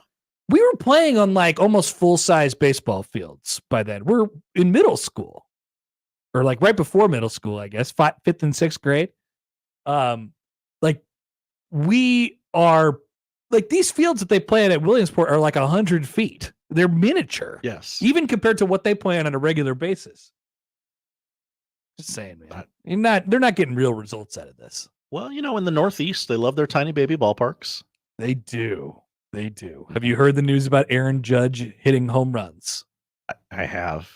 He's hit a lot of them. He's I also wonder been why. on Paw Patrol this year. By the way, do you know any Yankees fans? I'm sure I do. Nothing immediately comes to mind. No. So if you ever meet one guy walking around wearing a Yankee hat and you decide that you want to just get under his skin, you want to bother him, tell him that Aaron Judge would hit like 32 home runs at Kauffman Stadium. That person would be mad. Aaron Judge has hit 54 home runs on the road the last 2 seasons and 52 at home, or what? Like there was some stat floating around Twitter over the weekend that he's actually hit more on the road than at home. Tell like Bobby Witt Jr. would have hit like 68 home runs at Yankee Stadium, or something like that. This has been a real comment, and it's led to all these Yankee fans just really going after the Royals. They're questioning whether their ballpark is rooted in reality. I have no idea what's going on, but yeah, it's a lot of fun. All right, prediction time. Our prediction of the day today. By the way, where's Schaefer? Is he still coming? I haven't heard from him. I don't know. Ooh, CD Lamb resigns. Okay, 4-year deal, $136 million. How many one-score games will Nebraska play in, and how many will they win? For context, last year, Nebraska played in 6 one-score games and won 1 of them. Oof. They won 17-9 against Northwestern, which is technically a one-score game. They lost to Minnesota, Michigan State, Maryland, Wisconsin, and Iowa. If you're familiar, those last 4 that I just mentioned were the last 4 of the season. Dating back to 2018, Nebraska is 6-27 in one-score games. Josh is going to want to write these down. Yep. Working on it. The Football Power Index predicts 6 games in the 60-40 range. So the FPI gives you a percentage chance to win. The FPI says that half of Nebraska's schedule is a toss-up in the 40 to 60 range. Some of them on the right side of 50, some of them on the wrong side of 50. Can Nebraska find their way to 500 in one-score games this year? We're going to mark these down, and we're going to say, we're going to remember this. We're going to check back at the end of the season. I can't believe he said that they'd play in all 12 one-score games and win all of them. By the way, I want you guys to realize this is what some of you were doing too when you predict Nebraska to go 10-2. I'll repeat. Nebraska 6-27 in one-score games since 2018. 6-27. And you might say, oh, well, that luck's going to turn. Well, it sure hasn't so far. 6-27 in one-score games since 2018. So if you're picking Nebraska to go 10-2, you realize that they're going to be in at least 4, probably 6 or more one-score games this year. And you're telling me that they have to win all of them? I don't think so. Yep. I don't think so. Don't like those odds. I need to get your head on straight. Maybe you need a reality check. You need to jump out that window. That's what needs to happen. Maybe that'll give you your reality check. Couple broken ankles. Josh, do you have a number or 2 in your head? I do. All right, give it to me. I did not see this until after I concocted my prediction. I agree with Sal. They'll play in 6 and go 3-3 in said games this year. From the text line, Chris in Montana says, hi, Chris. They'll have 6 one-score games and win 3 of them. Okay. It's going to be a popular answer. All right. So I'm still maneuvering with this. I'm still kind of figuring this one out a little bit in my head. Once again, FPI says that Colorado, Rutgers, Purdue, UCLA, Wisconsin, and Iowa are all in the 60-40 range. I mean, we could call those one-score games, right? That's the closest percentages. Right. I'm counting off the top of my head. I'm getting 5 on my first run through the schedule. Okay. Would you like to make a second pass? Would you like to reveal the games? I'm sure. Okay. Here's my 5 one-score games. But it's actually quite simple. Rutgers. Got it. UCLA, USC, Wisconsin, Iowa. I had 4 of the same one-score games as you. What was the other one? I have. Do you have Colorado? No. Illinois and at Indiana. Does it make sense? No. That's but, okay. Yeah. I could see both of those. I'm going to say that in my 5 games, Nebraska wins 2 out of the 5. 2 and 3. Got you down. You hate Nebraska. Sub 500 in one-score games this year. But that will mean that they will win some games by more than 1 score. Oh, that will be fun. I think that will be good for them. Those games include UTEP, Colorado, Northern Iowa, Illinois, and Purdue. They won their first 5 games in this world. And none of them were really that close. None of them were really that scary at the end. That takes you all the way to October 5th in that big old game against Rutgers. I've heard rumors that College Game Day is coming to town. They're interested anyway. Whoa. No, I'm just kidding. Why would they go to a Big Ten game? They're not. I just made that up. Okay. But I really do like that Rutgers game. What are some of the other games that week? What week is that? Can you give me a second here? Yeah. Take all the time you need. Scores. So we're looking at week 6. While you do that, let me tell the audience that Cade McNamara has been named Iowa's starting quarterback. Oh, sorry, Iowa fans.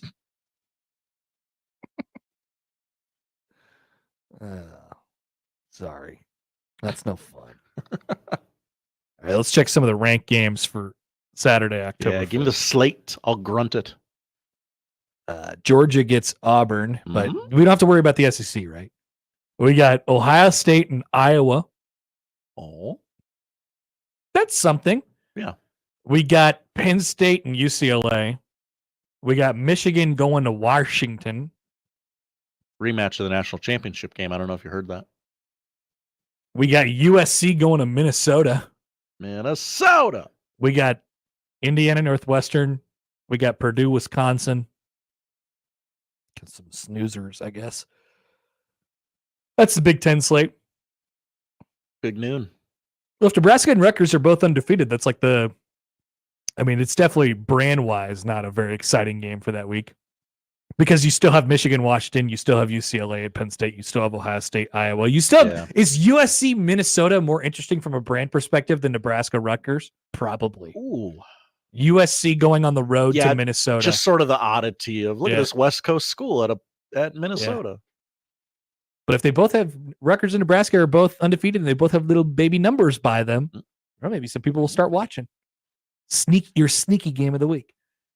All right, there's our first big prediction on prediction week.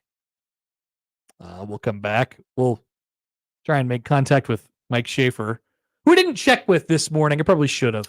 Oh, okay. He texted me this late last week, so maybe he's busy or something. But first, fall, as I just mentioned, is just around the corner. 1620 The Zone's giving you a chance to win season passes to Vala's Pumpkin Patch. Enjoy the fall and every time I go to Vala's Pumpkin Patch, they have something new and different there every single year. They add something. So we're giving you an opportunity to win 2 free season passes. In order to do so, you're going to want to check out our website, 1620thezone.com.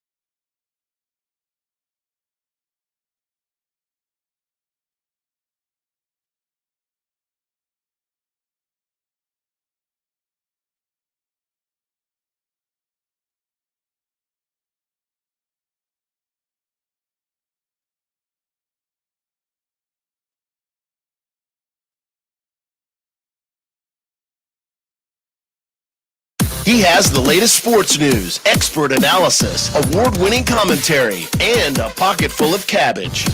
Can you give us an indication why? Just in case there's a sauerkraut emergency. Let's get back to the Connor Happer Show on 1620 The Zone. You know, Josh, you got that slate up there on the YouTube right now. 1620 The Zone, 1180 The Zone, your home for Creighton athletics. Yes, I do. I see that. I put that there. I was reading about, and maybe Josh Peterson will tell us more about this. I was reading about Creighton men's soccer's win over Drake yesterday. Drizzy. And you know what? Let me read you a paragraph of the recap from Glenn Sisk. Hi, Glenn. Creighton 153. High scoring affair. Scheduled water breaks every 15 minutes gave the players a bit of a break.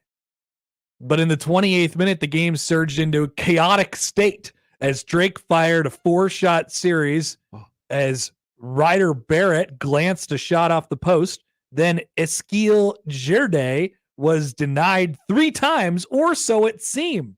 At the next stoppage, officials went to video review and ruled the final shot as a goal to knot the game at 1-1. VAR. In an ironic twist, Drake head coach Tim Flynn was issued a yellow card as his team earned a goal during the review. Okay. A lot in that paragraph. Uh-huh. I read that paragraph 4 times to myself this morning and go, what happened? First of all, I was amazed by the water breaks. It was very hot yesterday. It was. I went down there for a brief stretch yesterday. I got a scheduled 15-minute water break and gas mowing yesterday. As I sat in my car in the parking lot preparing to go into the stadium, I said, oh, they're playing in the shade. Okay, because, you know, the stands, like, still super hot, but, like, okay, they're not literally baking in there. And then I got out of the car and went, nope, doesn't matter. Why are we doing this? Still hot. This is quite literally hell. We'll get you. We always think in June that the College World Series is bad. We need to point ourselves to August. Seriously, this is when it gets really rough. Just this one weekend. Although this weekend it does look pretty it looks pretty nice, Josh. Yeah, what are we about 85? Yeah, we got good games on tap for this weekend too. It's just going to be a nice. It could be like it's all setting up, Josh. Nebraska's not playing some big stakes Big Ten road game on a primetime window on a Thursday or in Ireland or whatever with opportunities for embarrassment. No, they're playing a nice, calm Saturday afternoon, not mega hot warm-up game against UTEP, who, I mean, you know, I know Matt Rhule is going to talk about how good they are all week long because he's the football coach, but maybe the coach that they got is pretty good, but they all came from Austin Peay last year, and that's a program that has kind of been, in shambles a little bit. Nebraska's going to win the game, and you're going to have a nice, calm Saturday. That's prediction number 2 on prediction week. A return to normalcy. Yeah. Almost a restore the order type of situation. Interesting. We also have on tap this weekend Clemson and Georgia, Penn State, West Virginia. USC, LSU. Let me tell you about 2 games that, yes, we also have Miami, Florida. Mm-hmm. I'm starting to kind of map out some teams that might be concerned going into the weekend. Nebraska, not one of them. Let me point your attention to a couple teams here. We know about North Dakota State. North Dakota State's going to Colorado on Thursday. We know about the history of that program. We know they're physical in the trenches.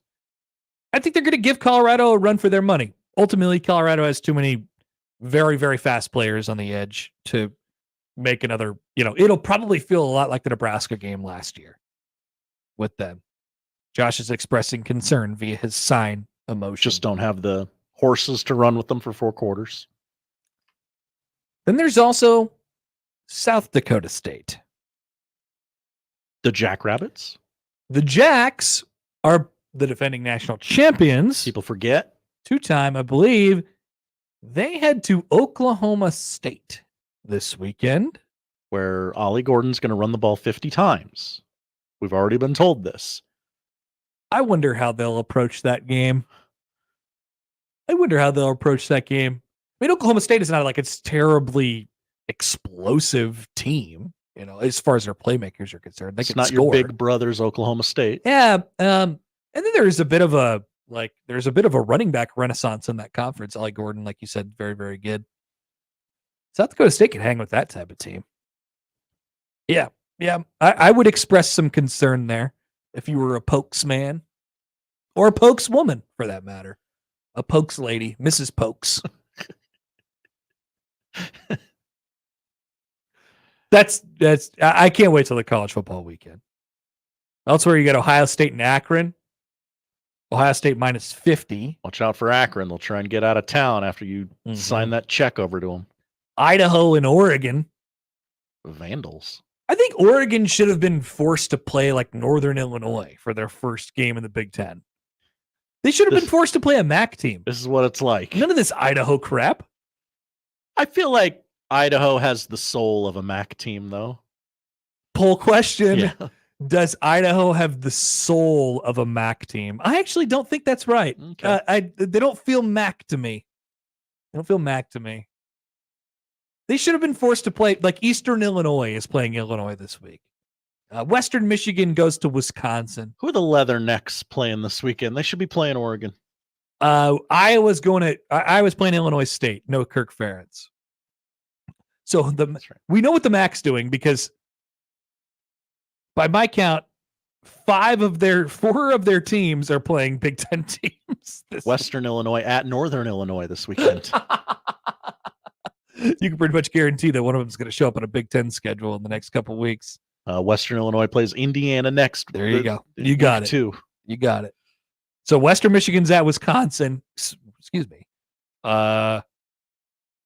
Akron's at Ohio State. Miami of Ohio is at Northwestern. And I guess that's it. So 3 MAC teams. But then you also have Eastern Illinois. You have Indiana State. You have Illinois State. Very common Big Ten early season opponents. Oregon can't play that. They can't do their own thing out there. I don't like how the Big Ten's handled this thing. On their bus tour deal that they were, they came by and they talked about how cool Dylon was and all that stuff. So they have their bus tour that covers like the part of the conference that existed before. And then they had a different crew, which Jerry DiNardo joined for like the West Coast tour, for the West Coast swing. I'm like, come on. We got to get the same. I know it's a grind, but we got to get the same people on the same thing. We can't treat this like it's 2 different things. I agree. Dave Revson just kind of rolled in with a bunch of second stringers to Lincoln. Oregon should be forced to play a MAC team in week 1. That's my official take. Same thing with USC, UCLA, and Washington. Washington gets Weber State, by the way. Very Pac-12 of them. UCLA goes to Hawaii. Weird. Right. And USC gets a non-con LSU, big game, that type of deal. That's okay. You're allowed to do that. All right. We'll see if we can get an appearance from Mike J. Schaefer, who has told me that he's en route. From? I don't know. Okay. Unclear. We'll be back after this on the Connor Happer Show on 1620 The Zone. Want to remind you about this week's Zone deal. It is Taco Pal, Mexican cuisine, 129th and Maple, Omaha's best kept secret. We're trying to not make it a secret any longer. Weekend brunch on both Saturdays and Sundays. Sunday fun day with happy hour all day on Sundays as well. Sunday sounds like a heck of a time at Copal. 2 $25 gift vouchers, which is a $50 value for just $25. You can get our half off deal Friday at 9. And you can get the details for this on our website, 1620thezone.com.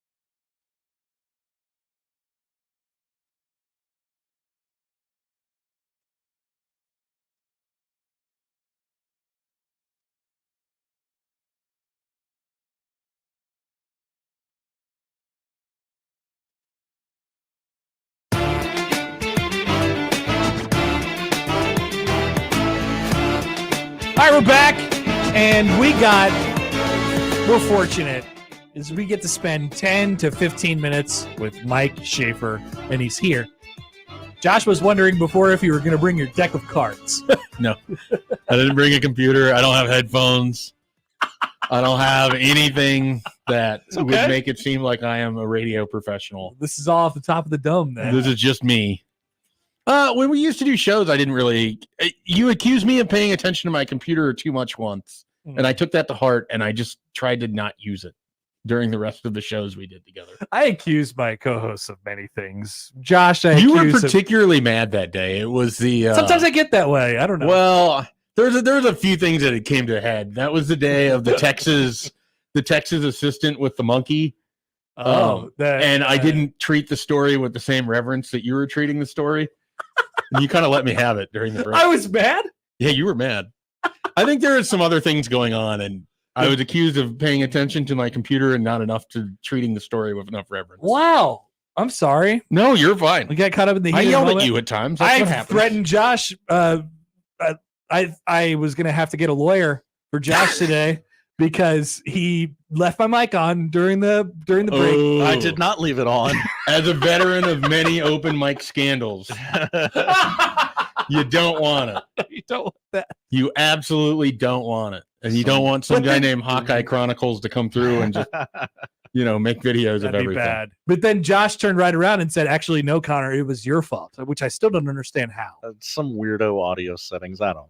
Is it like the buck stops with you kind of fault? It does. As I guess I am the executive producer. It's a great opportunity to be like, I am the buck. The buck does stop with me. So everything that I happens, am the one that knocks. If Josh has a failure, it's lack of institutional control by me. And I get a show cause. This is spinning. And it's good spinning. That's the way it goes. Yeah. That's the way it goes. When you're the boss, I suppose. I'm not the boss. Actually, Josh is my boss. Literally. Yeah. So not that. Okay. So Husker football stuff, because that's what we're waiting to get into here. I'm really just here because I don't actually have access to the Royals, so this is the only way I can watch the game. Oh, sure, yeah. Is to do radio with you. I flipped on my Bally's, and here we are. Because I can't watch it up there. Yep. Because for whatever reason, Channel 47 is the only channel on the entire Cox network that just doesn't work. And Big Ten Network. And the Big Ten Network, the two most important channels. Two that would get a lot of use out of this station. That's right. Specifically. So we're watching the game that Danny Jansen was in, and he played for the other team. Now he's on the other team, on that team. Dual Danny Jansen. Yeah. Schaefer, was there any surprise when you saw that 4 running backs were on number 1 on the depth chart this morning? There was like a moderate surprise in the sense that I thought that there had been kind of a groundswell of support that Gabe Ervin and Emmett Johnson had put themselves past the other two, specifically Dante Dowdell, I should say. There had been some Dowdell movement over the last couple weeks here. Well, the thing with Ramir is I think everyone knows he's going to be a player that they use a lot, but I don't know that anyone would have expected that he'd be named like a starter either.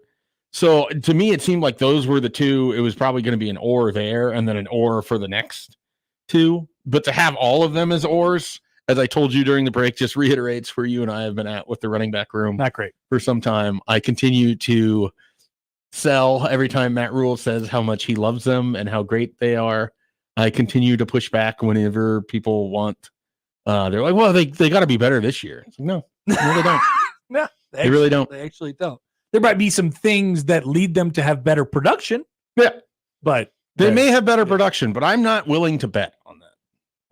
No. I'm not willing to. Like, so the other thing that's difficult is if you're like Mike, you have to pick one of these 4 and they're going to be Nebraska's leading rusher for the season. Like, I can't do that. Because none of them stand out. No, you'd be the most stand out of them to me is Ramir Johnson because the 2021 Michigan game exists. You'd be picking the person who you trust to be healthy the longest, and I think for that reason it would just be Emmett Johnson. I would just say Emmett Johnson. Scott Barlow tried to give up a home run to Vinny Pasquantino. He should have tried harder. It was just short. Emmett Johnson would be like, okay, I guess I like my odds here just because I pretty much know that he's going to stay healthy. Because he looked the best at the end of last year. Sure. I don't love him as a running back, but he would be my pick. I don't love any of them. I'm sure they're all great people. I don't, I also think they're really careful. I was talking about this earlier too. I think they're really careful with these like depth chart proclamations and decisions. They want to make everybody with the same thing with Harburg, right? They want to make him feel like, hey, we have something for you, even though you're going to be the number 2. I think they had that similar respect for Ramir, definitely for Ramir.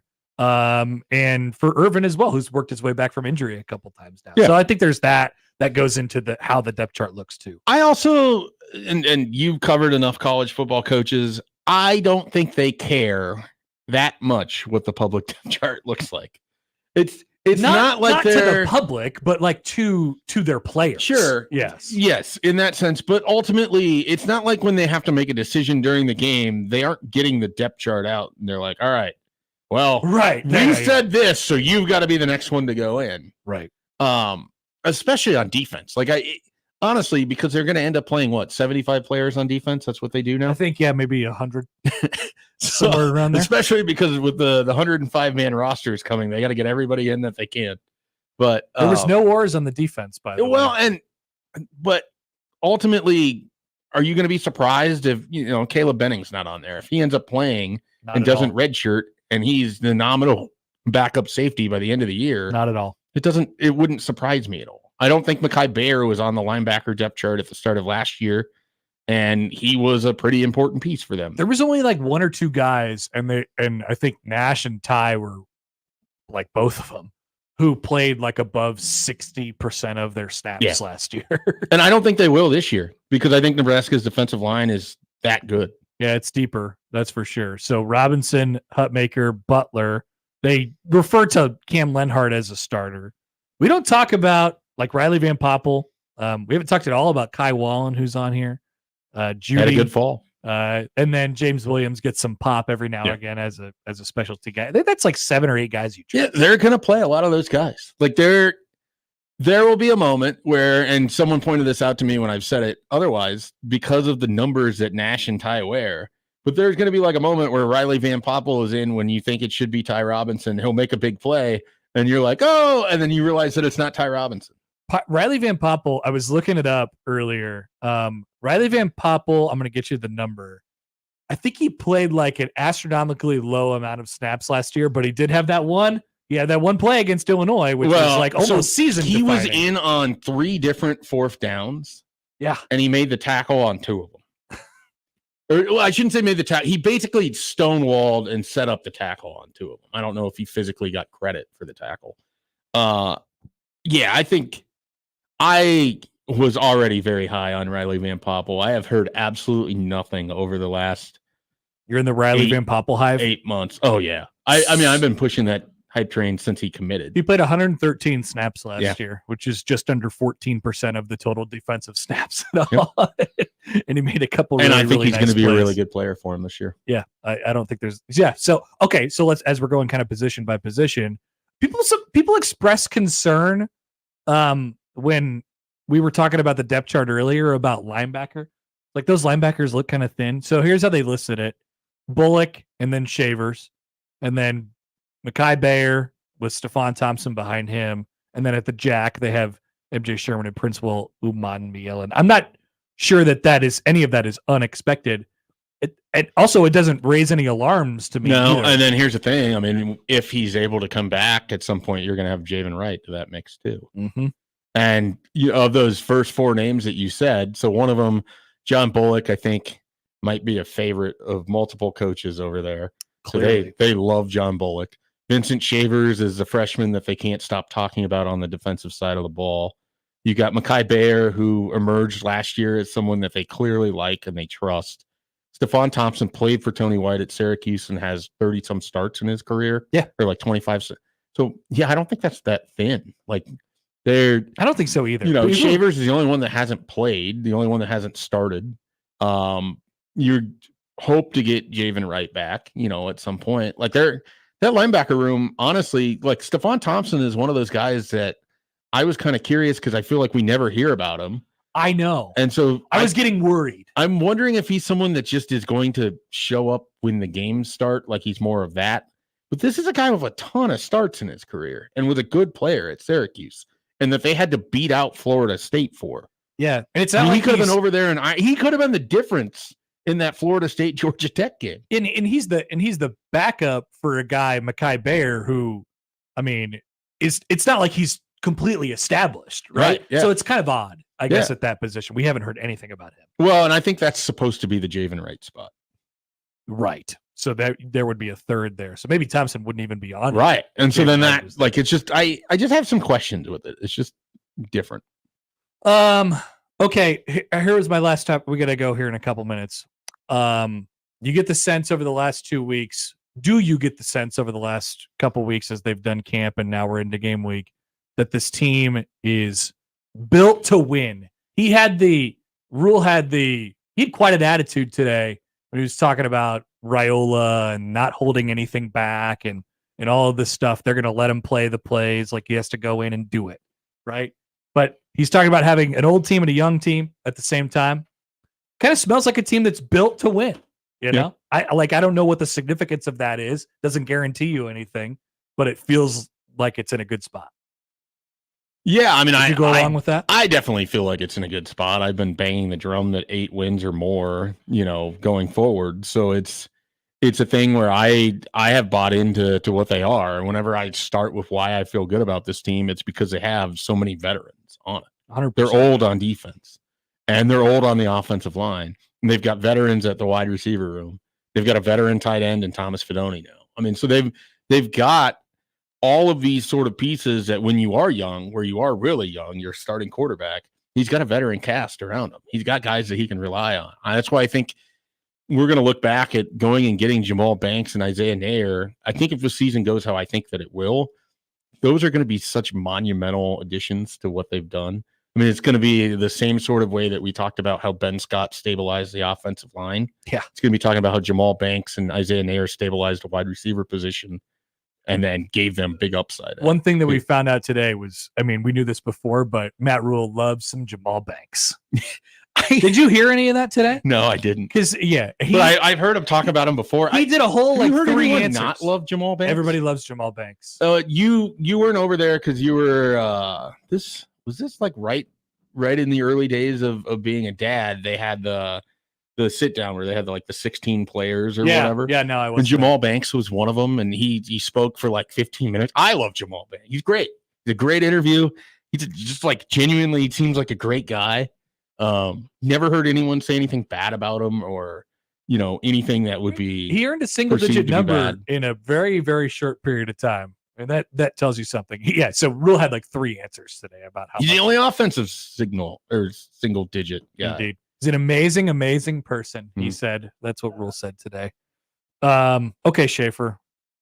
Well, you're going to you have some predictions that you're going to unveil throughout the weeks on Husker 247. So we'll just let you do that. Okay. I've been enjoying. Do you want season predict? What do you think? So I've been very, very adamant 8-4 or better. 8-4 or better. I think I've almost talked myself into 9-3. I think I'm close. I want to say 8-4, but I also want to believe 9-3. You need one more good nugget to put you over the edge. Get Kind you of. to 9. A lot of it, and this is what usually happens, is okay, so 8-4, 8-4, 8-4. So who are the 4 losses? Well, then I sit there and I do that. I know. And it's I've got 3. I feel this is where I'm at with it. Where's that other loss coming from? And then I look at some of these teams, and it's I think Nebraska's going to beat Wisconsin. I don't think Wisconsin's that good. I don't either. I think Nebraska beats Iowa. So, teams that they've routinely lost to, I have them winning. So, where is this other loss coming from? And then, Nebraska being Nebraska, it can come from anywhere. But, yeah. So, I'm in between 8-4, 9-3. Okay. Well, we'll stay tuned for the rest of the week and find out if Schaefer moves it up to 9 by the time Saturday rolls around. Schaefer, enjoy the rest of your week. Thanks for stopping by. Thank you. Thanks for having me on. That's Mike Schaefer, everybody, live and in person and in studio. We'll be back with the polls. We'll tell you what to watch after this.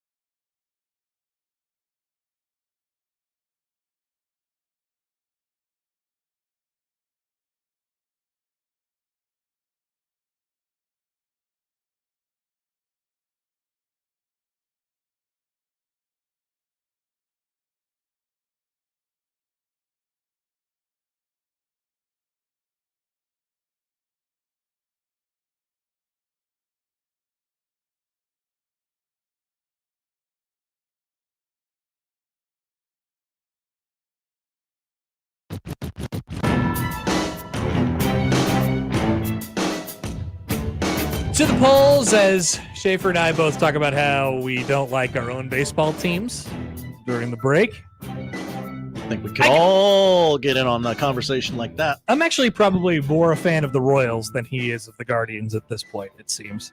Seemed that way. The two teams' trajectories have gone in different directions. To the polls on at Happer Show on the JTech Construction Zone Twitter feed, we have just one. A lot of football today. Football. Does Idaho have the soul of a MAC team? Absolutely. Yeah, I'll go along with that. 72% say yes, they have the soul of a MAC team. That's right. Thank you, audience. A couple final results Oh! from Crossover Friday. Is there a lot of interest in Pope stuff? Oh, yeah. 73% say no. Do you love a good crema? Crema. Yeah, you guys were like, oh, yeah, crema. Watch this play, Connor. MJ. Yeah, Hello. He's delivering for you today. Do you love a good crema? 58% say yes. And fish tacos, yes or no? 66% say yes. There was one person, I can't remember who was it. Josh was very Somebody said that they could not. Very out on fish tacos. Out on fish tacos completely. All right. Those are the poll. They just announced that Reagan's is hurt. Oh. Okay. Condolences. Tell me what to watch, Josh. Well, Connor, there's not much. Astros Phillies 5:40 on FS1, followed on FS1 by Rays Mariners, little FS1 doubleheader tonight. Also, technically a baseball game on True TV at 6:00. The Savannah Bananas take on the Party Animals. Not really. I would agree with you. We've been over this a million times, but the audience seems to be, yeah, give me the Savannah Bananas. Come on, why don't you have some respect? They're just having fun. We have a doubleheader of WNBA games on NBA TV. The Caitlin Clarks are in Atlanta at 6:30, followed by the New York Liberty in Phoenix. There's other people on her team, too. Are there? I don't know. 9:00 start. Aaliyah Boston. Yes. Yeah, have some respect. I'd expect to see more from her. I want to hear more about her.